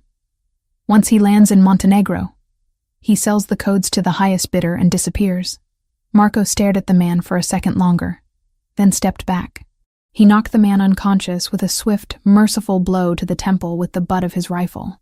Silence returned to the safe house, broken only by the wind whistling through the shattered door. The smell of bleach and gunpowder hung heavy in the air. Marco walked to the kitchen sink and splashed water on his face, washing away the residue of the gas and the sweat of the fight. When he turned to look at me, his eyes were haunted. "We can't get to him," Marco said. It was an admission of defeat, something I thought incapable of coming from his mouth. "If he's leaving tomorrow, the security will be impenetrable. The FBI, his private detail, the police. They'll form a phalanx around him. We can't hit a moving motorcade, and we can't storm a cathedral. We lose," I said, my voice hollow. "If he gets on that plane, the evidence is locked forever. We stay fugitives. You lose your empire. I spend the rest of my life looking over my shoulder." "We survive," Marco corrected. "We have money in accounts they can't touch. We go to Europe, Asia. We disappear. That's not living, Marco. That's hiding." I looked at the unconscious man on the floor, then at the destruction around us. "And he wins. He sells me. He tries to kill me, and he gets away with it. He gets to retire on a beach with millions of dollars while we live in the shadows. I'd rather live in the shadows with you than watch you die in the light," Marco said fiercely. I walked over to the shattered window. The rain had stopped, leaving a gray, oppressive mist hanging over the trees. My mind was racing, replaying the mercenary's words. "The wedding is tomorrow, St. Paul's." A plan began to form. It was reckless. It was insane. It was the only card we had left to play. "You can't storm the cathedral," I said, turning back to him. "You're right. You can't get close to him. So we leave," Marco said. "Pack what you can." "No," I said. "You can't get close." "But I can." Marco froze. He stopped reloading the magazine. "What did you say?" "The narrative," I reminded him, stepping closer, my voice gaining strength. "Think about what the news said. I'm the victim. I'm the mentally unstable daughter who was kidnapped by the Mafia boss. My father needs that story to be true. He needs to play the grieving, worried father until the moment the wheels of that jet leave the tarmac. I know where this is going," Marco growled, his voice dropping an octave. "Stop. If I go back," I continued, ignoring him. "If I surrender, if I tell the police I escaped you, they take me straight to him. They take me to the house." "He'll kill you," Marco shouted, slamming his hand onto the granite counter. The sound cracked like a gunshot. "You are not walking back into that house, Chloe. Lucas shot at you. He tried to put a bullet in your head." "He won't kill me before the wedding," I argued, walking right up to him, grabbing his forearms. "He can't. He needs me to sign the papers to transfer the assets. He needs the spousal privilege to protect himself from the fallout. I have 24 hours of immunity, Marco. He has to marry me before he can kill me." "It's too risky," Marco said, shaking his head, his eyes wild. "You're asking me to hand you over to the monster." "I'm asking you to make me the Trojan horse," I said intensely. "I go in. I play the part. I let them think they've won. I get into the house. I find a way to get the key from around his neck. And then what?" Marco demanded. "You're trapped in a house with 20 armed guards and a psychopath. How do you get out? How do I get to you?" "The wedding," I said. "St. Paul's. It's a public event. Even if they lock it down, there will be press. There will be chaos. You hit them then. When I'm at the altar. When I have the key." Marco pulled away from me, pacing the ruined living room. He ran a hand through his hair, tugging at the roots. "It's madness. If they search you, if they find a wire..." "They won't find a wire because I won't wear one," I said. "I'll be clean. I just need a way to signal you. A way to open the vault." "The key is physical," Marco muttered, his mind reluctantly engaging with the strategy. "If you get the drive, you still need to get it to me." "I will," I promised. "But you have to let me do this. You have to let me go." He stopped pacing. He looked at me across the room. The distance felt like a canyon. He looked at the bruises on my arms, the terror and exhaustion etched into my face, and the steel resolve in my eyes. "I promise to keep you safe," he whispered, his voice breaking. "Sending you back there. It breaks every instinct I have. You are keeping me safe," I said softly. "You're giving me a chance to fight back. I'm done running, Marco. I want to end this. I want to cut the head off the snake." He closed his eyes for a long moment. When he opened them, the warmth was gone, replaced by a cold, deadly calculation. He wasn't looking at his lover anymore. He was looking at his operative. "If we do this," he said, his voice low and dangerous, "there is no margin for error. If you miss the window, if you can't get the key, I will burn Boston to the ground to get you out, but it might be too late." "I won't miss," I said. "You'll need a way to override the safe," Marco said, his mind moving 3 steps ahead. "The senator keeps a backup drive in his safe at home, in case he loses the necklace. You said you know the code, but he might have changed it." "He won't," I said. "He's arrogant." "We don't bet on arrogance," Marco countered. He walked to his equipment bag and pulled out a small metallic cylinder. It looked like a lipstick. "This isn't just a casing. It's a localized EMP and a brute force decryption tool. If you can get it near the keypad of his safe, it will cycle through every possible combination in under 3 minutes." He held it out to me. "And a tracker," he added. "I need to know exactly where you are every second." "They'll strip search me," I warned. "They'll check for bugs." "Not this," Marco said. He reached into the medical kit and pulled out a small translucent capsule. It looked like a vitamin, ingestible. It pulses a low-frequency signal that cuts through interference. It dissolves in 24 hours. "Swallow it." I took the capsule. I didn't hesitate. I put it in my mouth and swallowed dry. "I'm on the grid," I said. Marco walked over to me. He wrapped his arms around me, pulling me into him with a force that knocked the breath out of my lungs. He buried his face in my hair, inhaling deeply. "I hate this," he whispered into my ear. "I hate everything about this." "I know," I said, holding him just as tight. "If he touches you," Marco vowed, his voice vibrating against my skull. "If he hurts you, I will peel the skin from his bones." "He won't have time," I said, pulling back to look at him. "Because you're going to be there." "I'll be there," he promised. "I'll be waiting for the signal." "How do I signal you?" "The ceremony," Marco said.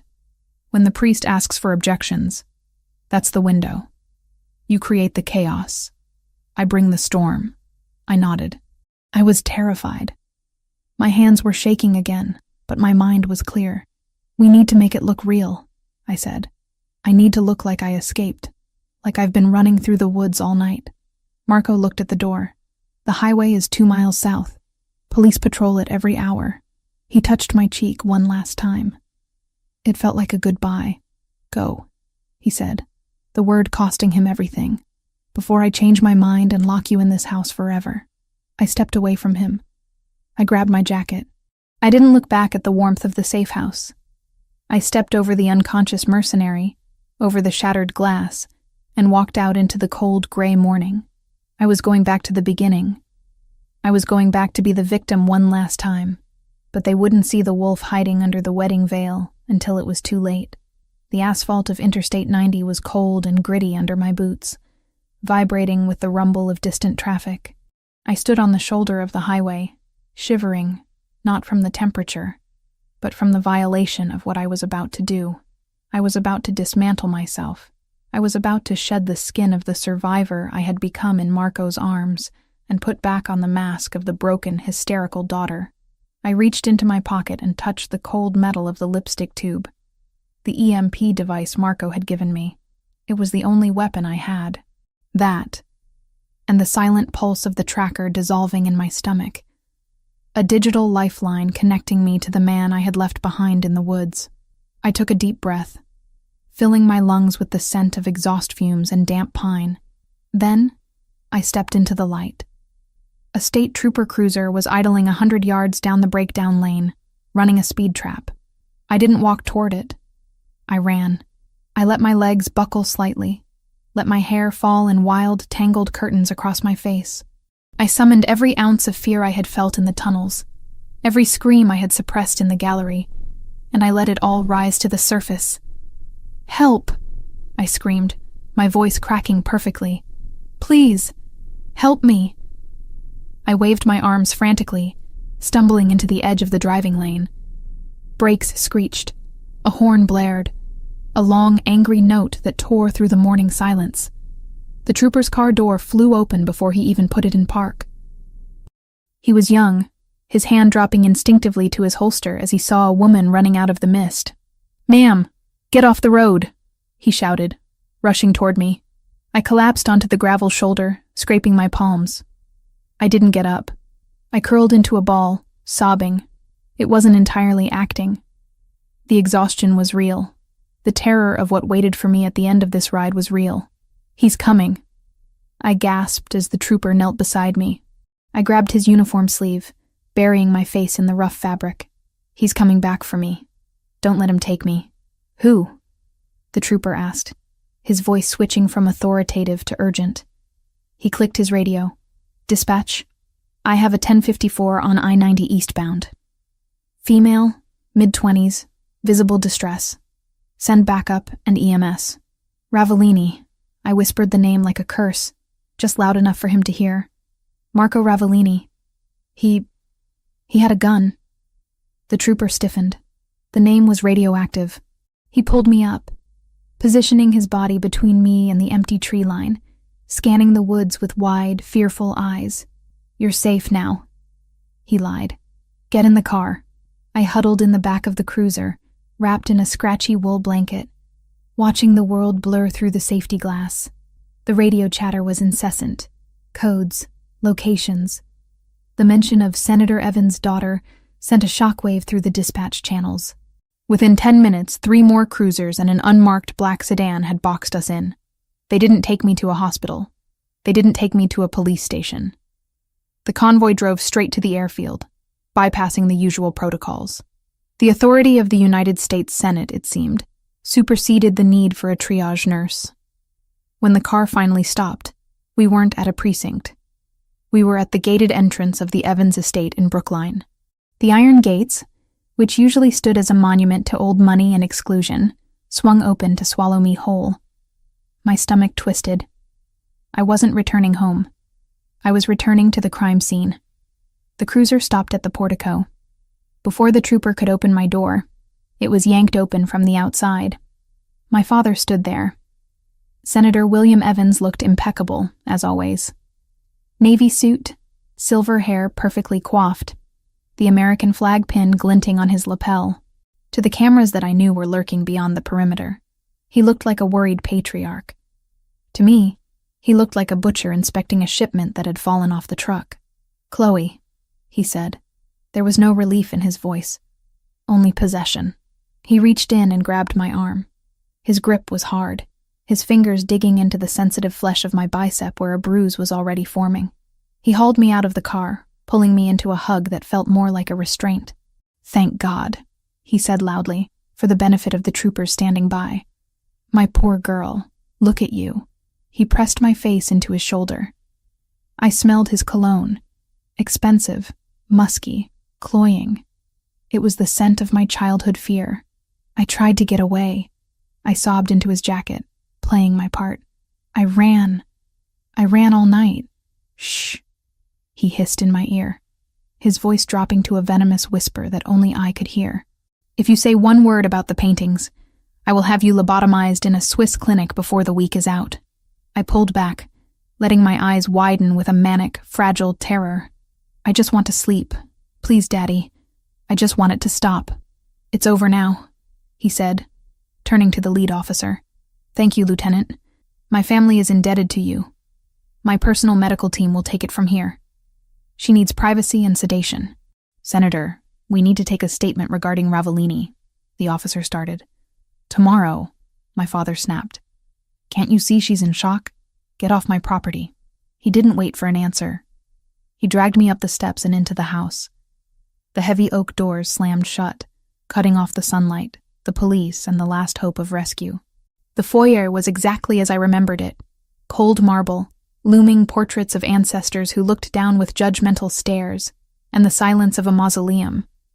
But today, the silence was broken by a slow, mocking clap.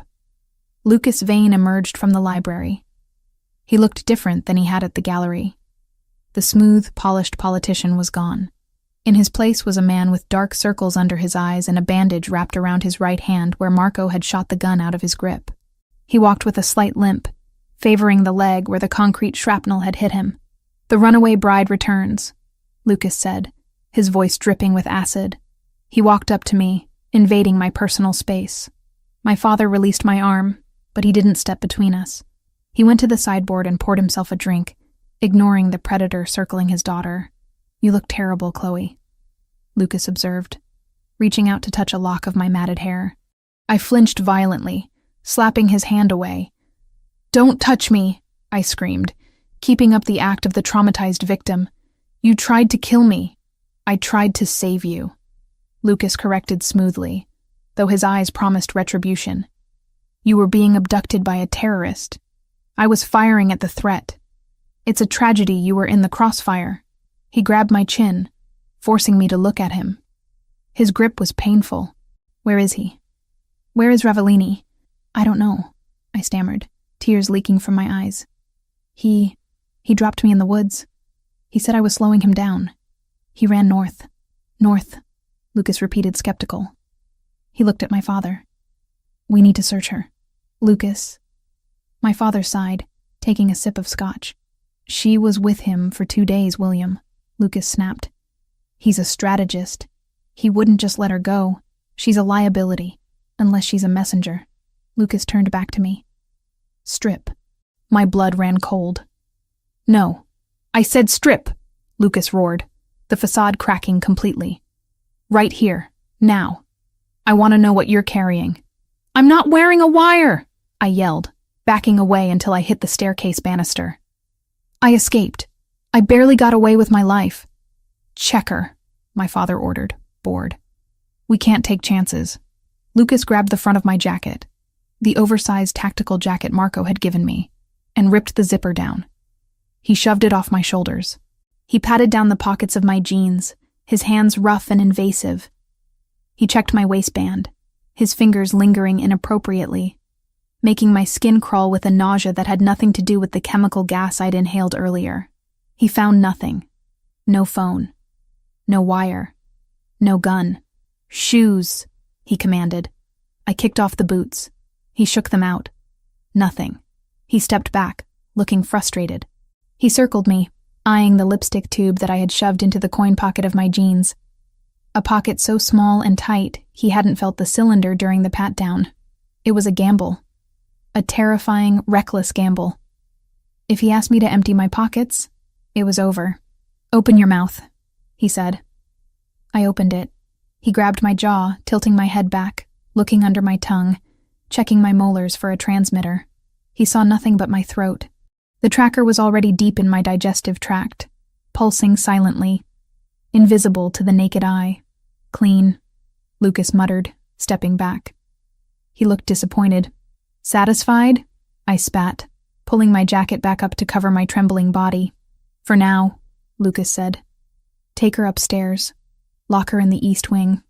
Dr. Eris is coming to administer a sedative. I want her unconscious until the ceremony." "The ceremony?"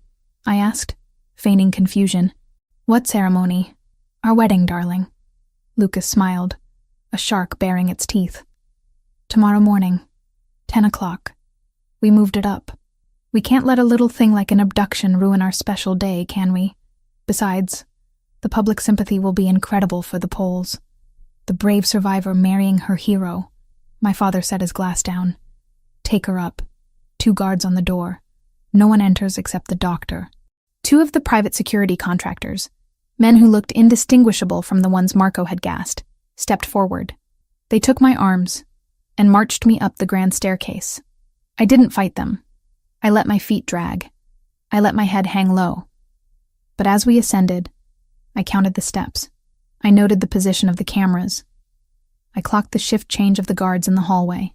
They shoved me into my old bedroom and slammed the door. I heard the distinct click-clack of the external deadbolt engaging. I was trapped. I waited. I waited for 10 minutes, standing in the center of the room that had been my childhood prison. The pink wallpaper, the canopy bed, the shelves lined with participation trophies I hadn't wanted. It was all a shrine to a girl who didn't exist anymore. Then, the door opened again. A man in a white coat entered, carrying a black medical bag. Dr. Eris. My father's personal physician, a man who wrote prescriptions for donors' wives and looked the other way when interns overdosed at campaign parties. "Chloe," he said, his voice oily with false concern. "Your father is very worried. You're agitated." "I'm not agitated," I said, backing away. "I'm terrified. This will help," he said, pulling a syringe from his bag. "Just a mild sedative, to help you sleep through the trauma." I looked at the needle. If he knocked me out, I would miss the window. I wouldn't be able to signal Marco. I wouldn't be able to get the key. I had to act. "I'll take it," I said, my voice trembling. "Please, I just want to forget." He relaxed, lowering his guard. "That's a good girl. Sit on the bed." I sat. He approached, swabbing my arm with alcohol. As he leaned in, focusing on finding a vein, I moved. I didn't punch him. I wasn't Marco. I used what was there. I grabbed the heavy brass lamp from the bedside table and swung it with both hands. The base connected with the side of his head with a sickening thud. Dr. Eris crumpled to the floor without a sound. I froze, listening. Had the guards heard? Silence. The heavy oak door was soundproofed, a feature my father had installed years ago to keep my crying from disturbing his meetings. For once, his cruelty was my advantage. I checked the doctor's pulse. Strong, steady. He was out, but alive. I dragged him behind the bed and stripped off his white coat. I didn't put it on. It wouldn't fit, and it wouldn't fool the guards. But I raided his bag. I found a bottle of pills, benzodiazepines. I pocketed them. I found a roll of medical tape. Then I went to the window. It was barred. Another safety measure from my teenage years. Escape was impossible that way. I looked at the clock. 2 a.m. The house was quiet. The guards would be tired. I retrieved the lipstick tube from my pocket. Marco had explained how it worked. It wasn't just a jammer. It was a localized frequency overload device. It could fry a digital lock from 6 inches away, but the lock was on the outside of my door. I went to the door and knelt by the keyhole. It was an old-fashioned mechanical deadbolt reinforced with a modern magnetic strip. The lipstick wouldn't work on the deadbolt. Panic flared in my chest. I had the tech to crack a safe, but I was defeated by a piece of iron. Then I remembered the vents. The house was old, but the HVAC system had been updated. There was a return vent near the ceiling. It led to the central shaft. It wouldn't fit a person, but sound traveled. I dragged the desk chair over to the vent. I climbed up and put my ear to the grate. I could hear the guards talking in the hallway. Shift ends in 20. Man, Vane is losing it. Did you see him kicking the dog earlier? Just keep your head down. We get the bonus once the jet takes off. 20 minutes. Shift change. That was the gap. I waited. It was the longest 20 minutes of my life. I sat on the floor, clutching the lipstick device, breathing in rhythm with the tracker in my gut. I am not alone, I told myself. Marco is watching the dot on a screen. He knows I'm here. Finally, I heard heavy footsteps retreating. Then, a brief silence before the new set of footsteps would arrive. It was a window of maybe 30 seconds. I didn't try to pick the lock. I used the medical tape. I taped the latch of the door, not the deadbolt, but the catch. It was a desperate hope that maybe, just maybe, they hadn't engaged the deadbolt fully, or that in their laziness, they relied on the magnetic seal. I tried the handle. Locked. I leaned my forehead against the wood. Think, Chloe. Think. The doctor. I ran back to Dr. Aris. I searched his pockets. Keys. A ring of keys.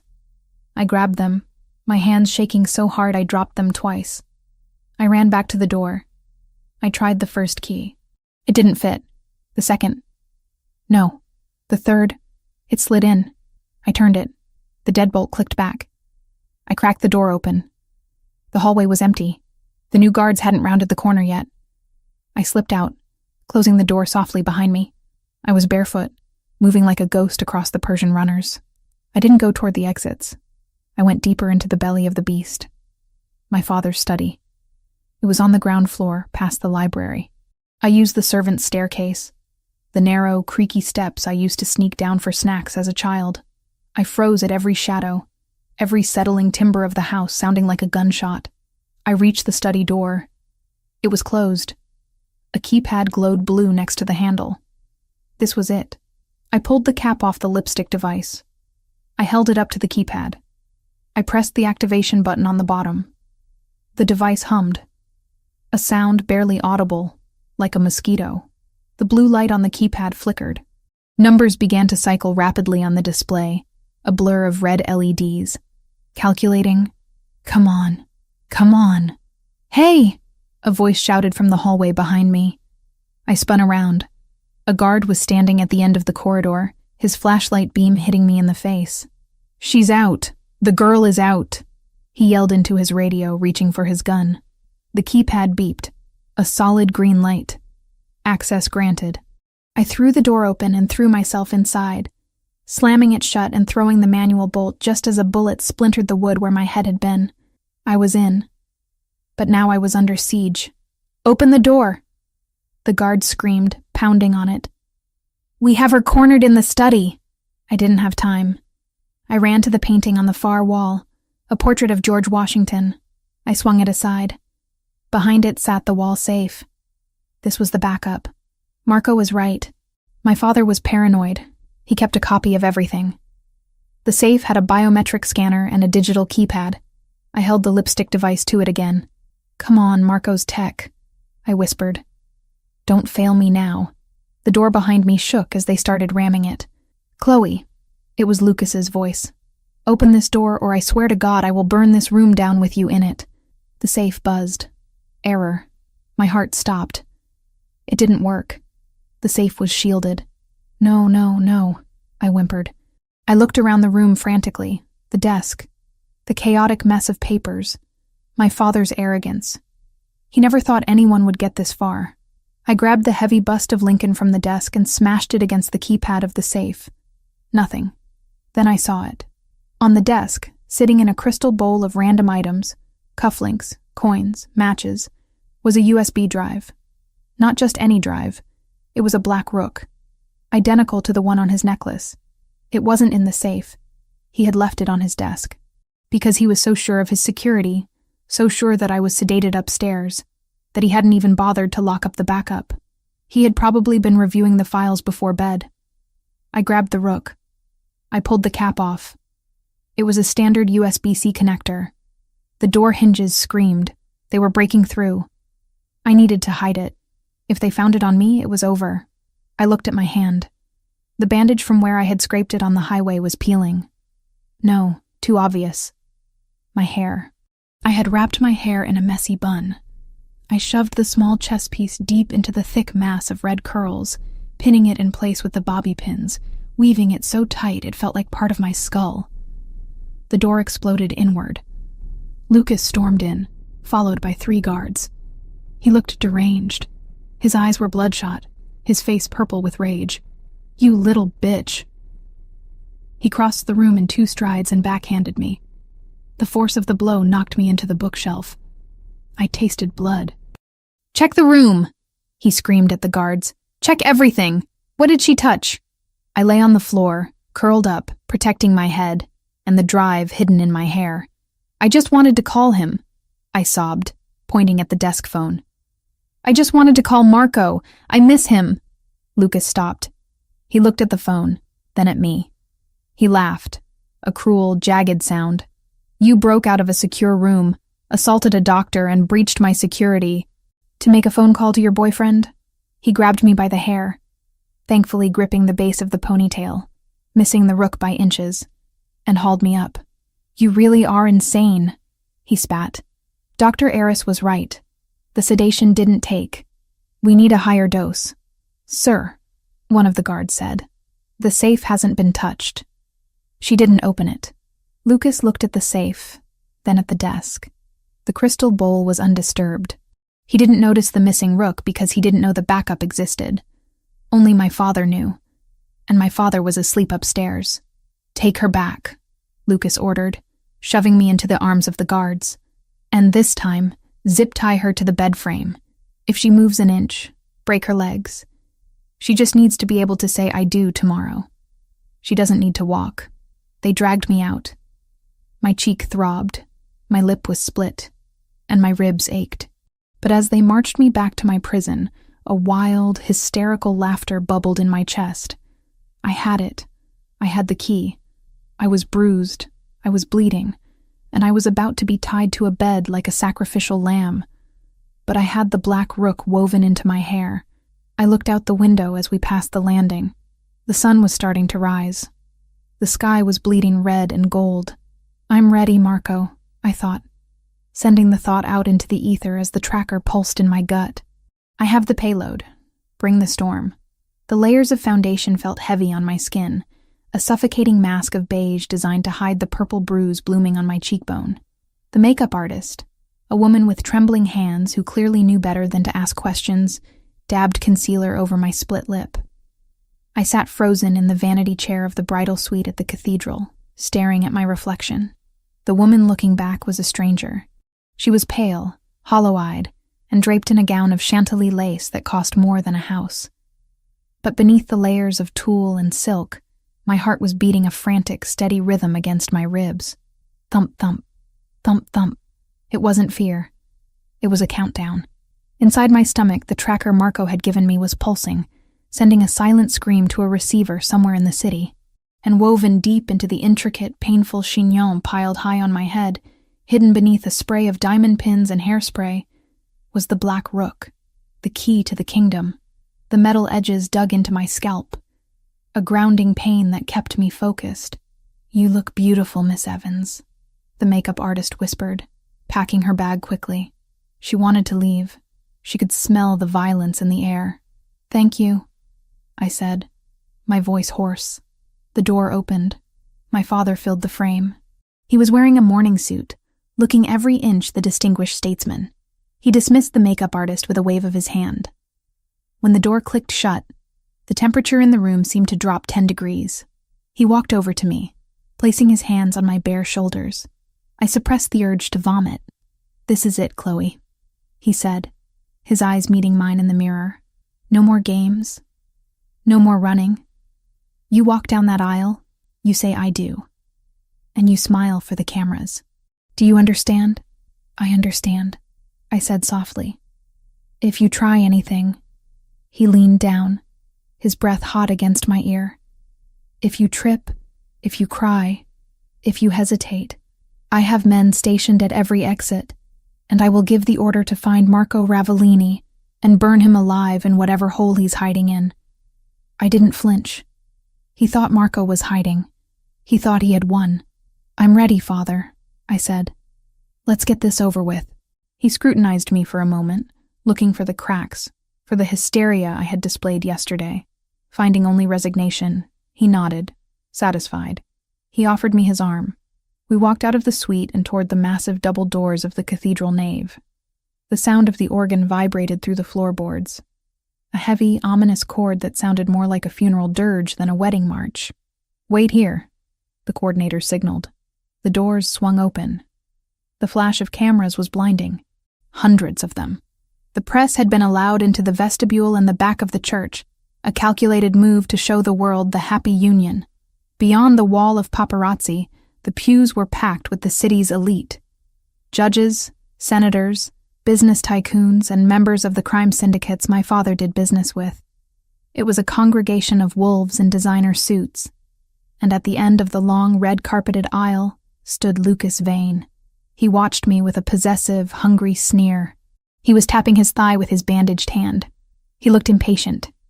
He looked like a man who was moments away from claiming his prize. My father tugged my arm. "Walk." I stepped forward. Every step was a battle.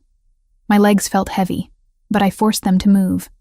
Left, right, left, right. I fixed my eyes on Lucas, letting him see the submission he wanted. I needed him to lower his guard. I scanned the periphery without moving my head. The security was tight. Men with earpieces lined the walls every 10 feet. There were snipers in the choir loft. I had seen the glint of a scope when the doors opened. It was a fortress. But Marco had said he would be the storm. I reached the altar. My father handed me off to Lucas like a baton in a relay race. Lucas grabbed my hand, his fingers squeezing mine hard enough to grind the bones together. "You made it," he whispered, a cruel smile playing on his lips. "I was worried you'd try to fly out a window." "I know when I'm beaten," I murmured, lowering my eyes. The priest, an elderly man who had likely been bribed to ignore the tension radiating off the groom, began the liturgy. His voice droned on about sanctity, love, and honor. Words that had no place in this building today. The ceremony dragged on. The air grew stifling, thick with the scent of incense and expensive perfume. My heart rate accelerated. The moment was coming. The signal. I looked up at the stained glass windows high above the altar. Was he there? Was he watching? "Do you, Lucas Vane, take this woman to be your lawfully wedded wife?"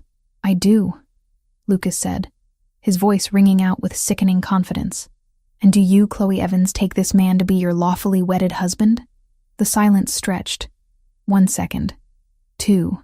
Lucas's grip tightened painfully on my hand. My father shifted in the front pew. I started, my voice trembling.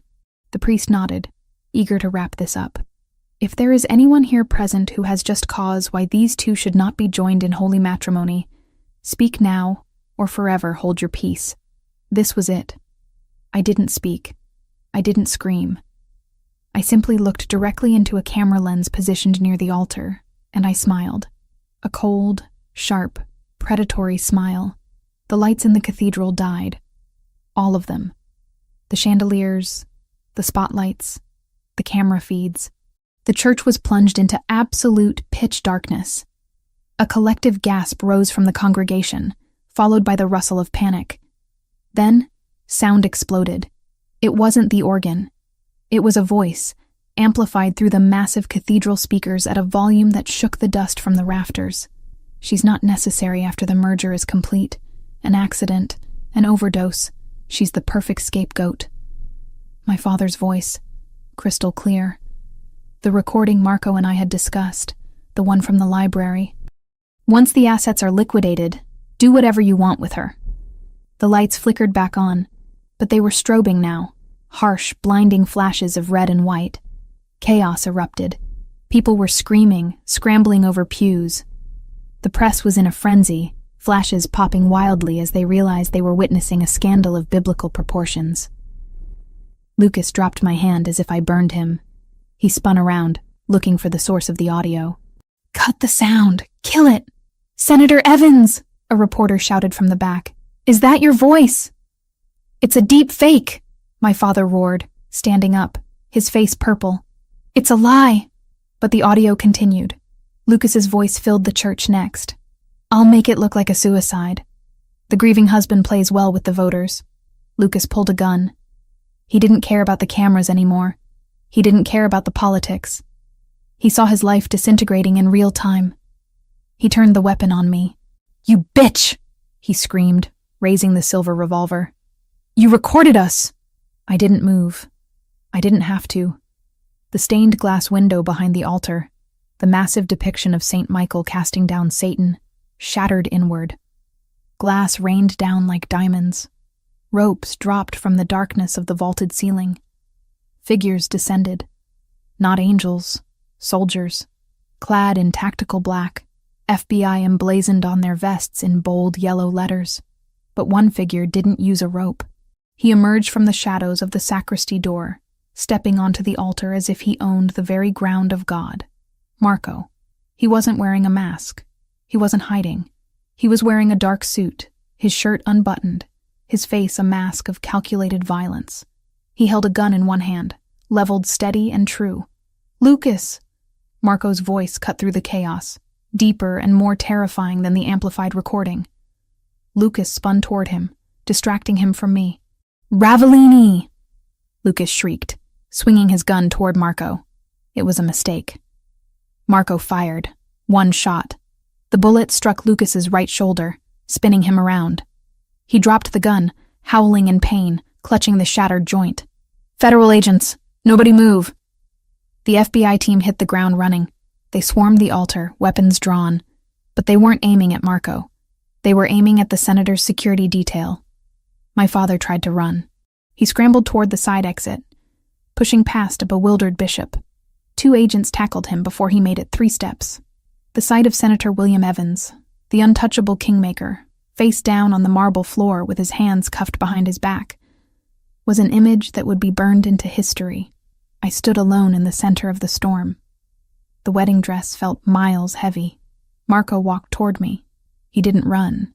He walked with a terrifying calm, stepping over Lucas Vane, who was writhing on the ground, bleeding onto the white altar steps. Marco stopped in front of Lucas. He looked down. "I told you," Marco said, his voice audible even over the screaming crowd.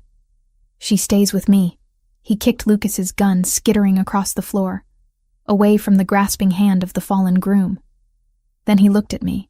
The violence drained from his face instantly. He holstered his weapon and closed the distance between us. He reached out, his hands hovering for a second as if checking for injuries, before he grabbed my face. "Did he touch you?" Marco demanded, scanning my bruised cheek, my split lip. "Tell me." "No," I breathed, my knees finally giving way. "I'm okay. You came." "I told you I would bring the storm," he whispered roughly. "Miss Evans." An FBI agent, a tall woman with a no-nonsense face, approached us. She looked at Marco with wariness, but didn't arrest him. They had a deal. "We have the senator. We have the confession on tape. But we need the physical evidence. The encryption key." I nodded. My hands were shaking so hard I couldn't reach up. "It's here," I said, tilting my head. "In my hair." Marco understood. He reached up, his fingers gentle as they navigated the complex structure of the bridal updo. He found the pins. He pulled them out, letting the heavy mass of red curls tumble down around my shoulders. He felt around until his fingers brushed the cold metal of the black rook. He pulled it out. He held it up. The USB drive caught the strobing emergency lights, a small black piece of plastic that contained the ruin of 20 powerful men. He handed it to the agent. "The Da Vinci files," Marco said. "Full decryption. Names, dates, bank accounts. It's all there." The agent took it, bagging it immediately. "And you're part of the deal, Mr. Ravellini. I'm walking out of here," Marco said flatly. "And I'm taking her with me." The agent hesitated. She looked at the chaos, at the senator being dragged away, at Lucas bleeding out under the care of a medic. She looked at the undeniable evidence Marco had just handed her, a career-making bust, We have a 20-minute window before the local PD secures the perimeter, the agent said, checking her watch. After that, I can't guarantee your freedom. Go. Marco didn't waste a second. He wrapped his arm around my waist, pulling me into his side. Let's go home, Chloe. We didn't leave through the back. We walked down the center aisle. The press was still there, shocked into silence, cameras rolling. I didn't hide my face. I walked with my head high, the ruined wedding dress trailing behind me like a shroud. I walked past the people who had come to watch me be sold. I walked past the society that had ignored my bruises for years. Marco shielded me from the flashes, his body a solid wall between me and the world. As we reached the heavy oak doors, the rain was falling again outside. A cleansing deluge. Wait, I said, stopping at the threshold. Marco paused, looking down at me. What is it? I reached down and grabbed the layers of tulle and silk of my skirt. I ripped the fabric. It tore easily, ruined by the day's events. I stepped out of the heavy train, leaving the bulk of the wedding dress in a pile on the church steps. I was left in the silk slip, shivering in the cold air, but free. Now I'm ready, I said. Marco took off his suit jacket and draped it over my shoulders. It was warm and smelled of him. Gunpowder and sandalwood. The car is waiting, he said. We ran into the rain, hand in hand. Not away from something this time. Toward something. The black Aston Martin was idling at the curb, engine purring. I slid into the passenger seat. Marco got behind the wheel. As we peeled away from the curb, leaving the sirens and the scandal in the rearview mirror, I reached into my pocket. I pulled out the lipstick device Marco had given me. I didn't need to use it, I said, tossing it onto the dashboard. He left the key on his desk. He was so arrogant he didn't even lock the backup. Marco laughed. It was a sound of pure relief, a rough, beautiful sound. He reached over and took my hand, lacing his fingers through mine. You did it, Chloe, he said. You took down the untouchables. We did it.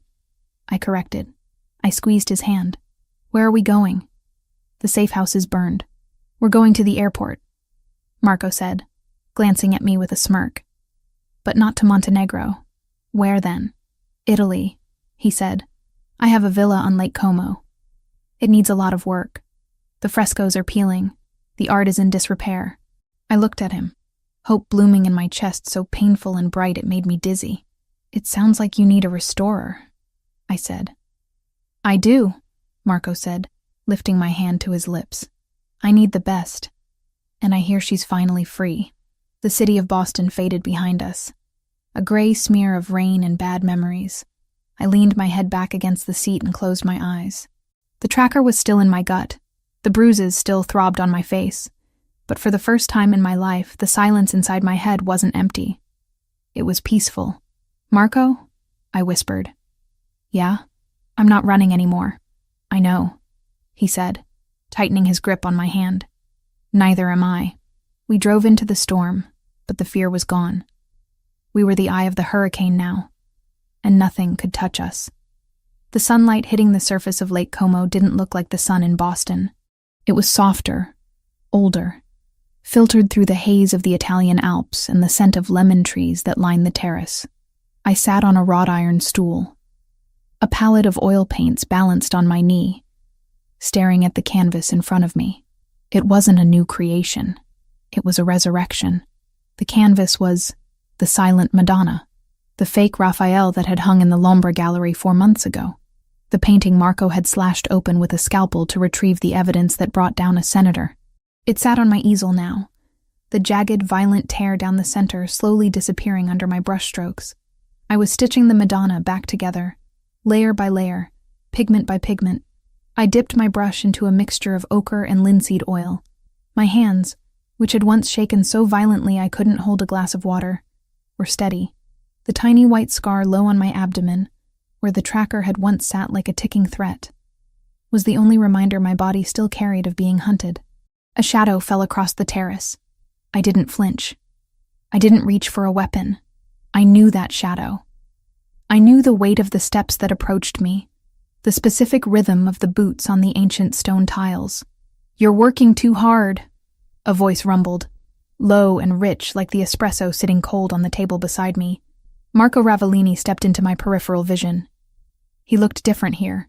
The perpetual tension of Boston, the coiled spring of a man constantly anticipating an ambush, had loosened slightly. He wasn't wearing a suit. He wore a white linen shirt with the sleeves rolled up, exposing the scar on his forearm, where I had stitched him up in a safe house that felt a lifetime away. "I'm not working," I said, looking up at him. "I'm healing her." Marco walked behind me. He placed his hands on my shoulders, his thumbs digging into the muscles of my neck. His touch was heavy, grounding. It was the anchor that kept me from drifting away into the surreal beauty of our new life. "She looks better than she did in the gallery," Marco noted, looking at the painting. "Even before I ruined her. She was a lie back then," I said, cleaning my brush. "A shell to hide corruption. Now she's just art. She's honest." I leaned my head back against his stomach. He smelled of salt water and engine fuel. He had been out on the boat, meeting with associates from the Camorra. We hadn't left the life. We had just ascended above the grime of it. "Did the meeting go well?" I asked. "It went as expected," Marco said, his fingers trailing down my collarbone. "The foundation is officially registered, the Ravellini Heritage Trust. We have the permits to begin acquiring Renaissance pieces for cultural preservation. The money from the Boston operations is now flowing through legitimate auction houses in Milan and Zurich. It's clean, Chloe. All of it. And the heat? Gone," he said. "The FBI has what they wanted. They have the heads of the Hydra. They don't care about the body anymore. Between my testimony and that drive, we'd given them enough to keep them busy and to keep their sights off us for a very long time." He walked around the stool and leaned against the stone balustrade, blocking the view of the lake. He wanted me to look at him, and I did. I could never get enough of looking at him. "I saw the paper this morning," I said quietly. Marco's expression didn't change. He knew which paper. The Boston Globe International edition that was delivered to the villa every day. "And my father," I said, testing the weight of the word. It didn't hurt anymore. It felt like saying the name of a stranger. "They found him in his cell, bed sheets tied to the bars." Marco nodded once, sharp and final. There was no pity in his eyes. He was a coward to the end. He knew the trial would destroy his legacy. He chose the exit that let him keep a shred of control. "And Lucas?" "ADX Florence," Marco said, the name of the Supermax prison rolling off his tongue like a sentence. "Solitary confinement, 23 hours a day in a concrete box. He'll live a long time, Chloe. Long enough to remember every second of that wedding ceremony." I looked down at my hands. They were stained with paint. Ultramarine blue and cadmium red. Not blood. Never again blood. "I don't feel sad," I admitted. "I thought I would. He was my father. But I feel light. That's because the weight is gone," Marco said. He pushed off the railing and stepped into my personal space, his thighs brushing against my knees. He reached into his pocket and pulled out a small velvet box. My heart skipped a beat. "Marco, I didn't get to give you a wedding gift," he said softly. "The last time we were at an altar, I was too busy shooting the groom." I laughed. A genuine bubbling sound that echoed off the villa walls. "You have a strange definition of romance, Mr. Ravellini." "Open it." I took the box. It wasn't a ring. I opened the lid to reveal a heavy silver pendant on a delicate chain. It was a rook, a chess piece. But it wasn't the cheap plastic drive I had stolen from my father's desk. This was solid platinum, with tiny emeralds set into the crenellations. "To remind you," Marco said, his voice dropping to that rough whisper that made my toes curl, "that the most powerful piece on the board isn't the king. It's the queen who knows how to move in the dark." My eyes stung. I took the necklace out, the cool metal heavy in my palm. "Put it on me?" I turned around, lifting my hair. Marco's fingers brushed the nape of my neck, sending shivers down my spine as he fastened the clasp. He didn't pull away. He kissed the sensitive spot just below my ear, his breath hot against my skin. "I have something for you too," I whispered. Marco paused. "I don't need anything. I have the villa. I have the empire. I have you. You might need this," I said. I stood up, setting the palette aside. I turned to face him. I was wearing a loose linen dress, gathered at the waist. I took his hand, the large, scarred hand that had held a gun to protect me, that had pulled me out of the rain, and I placed it on my stomach. By then, the curve was undeniable. It was a firm, rounded swell beneath the fabric, a secret we had kept between us in the chaos of the move, the lawyers, and the transition. Marco went still. His hand didn't move. He stared at his own fingers splayed across my belly, his eyes widening. For the first time since I had met him, the Wolf of Boston looked stunned. Chloe. He breathed. The name was a prayer. We beat the odds, Marco, I said, my voice trembling slightly. We didn't just survive. We created. He looked up at me, and the raw emotion in his dark eyes shattered me. There was awe there. There was terror. And there was a love so fierce it felt like a physical force. A baby, he murmured, as if testing the reality of it. A legacy, I corrected. Not one of blood and crime. One of us. He's going to grow up here, Marco. In the sun. He's never going to know the tunnels.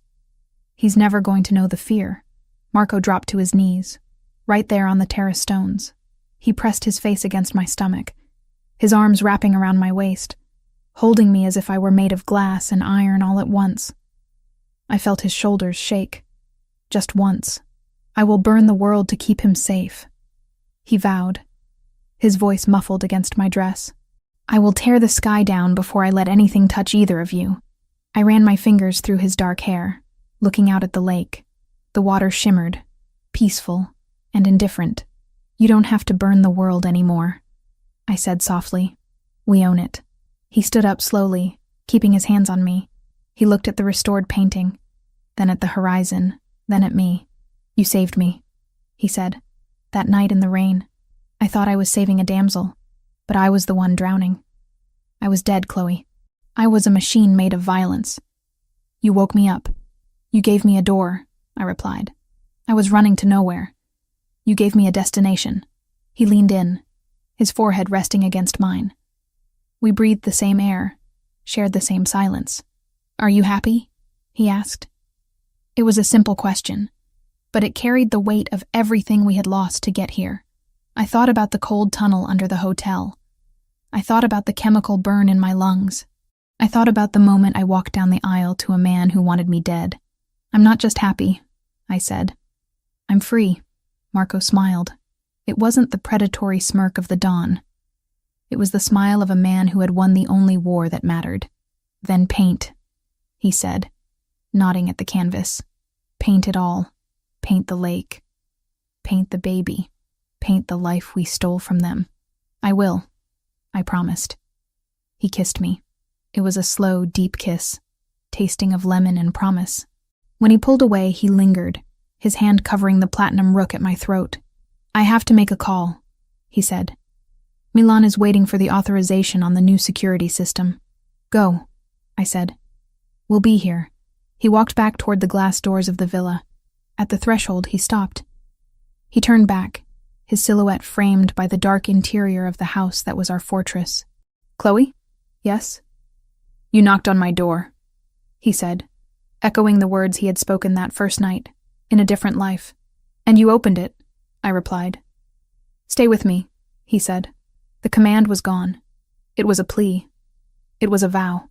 I smiled, picking up my brush, dipping it into the green paint. The color of life, the color of the dress I had worn the night I became his. Always, I said. He watched me for another second, then disappeared into the house. I turned back to the canvas. I painted the Madonna's robes. I painted the light.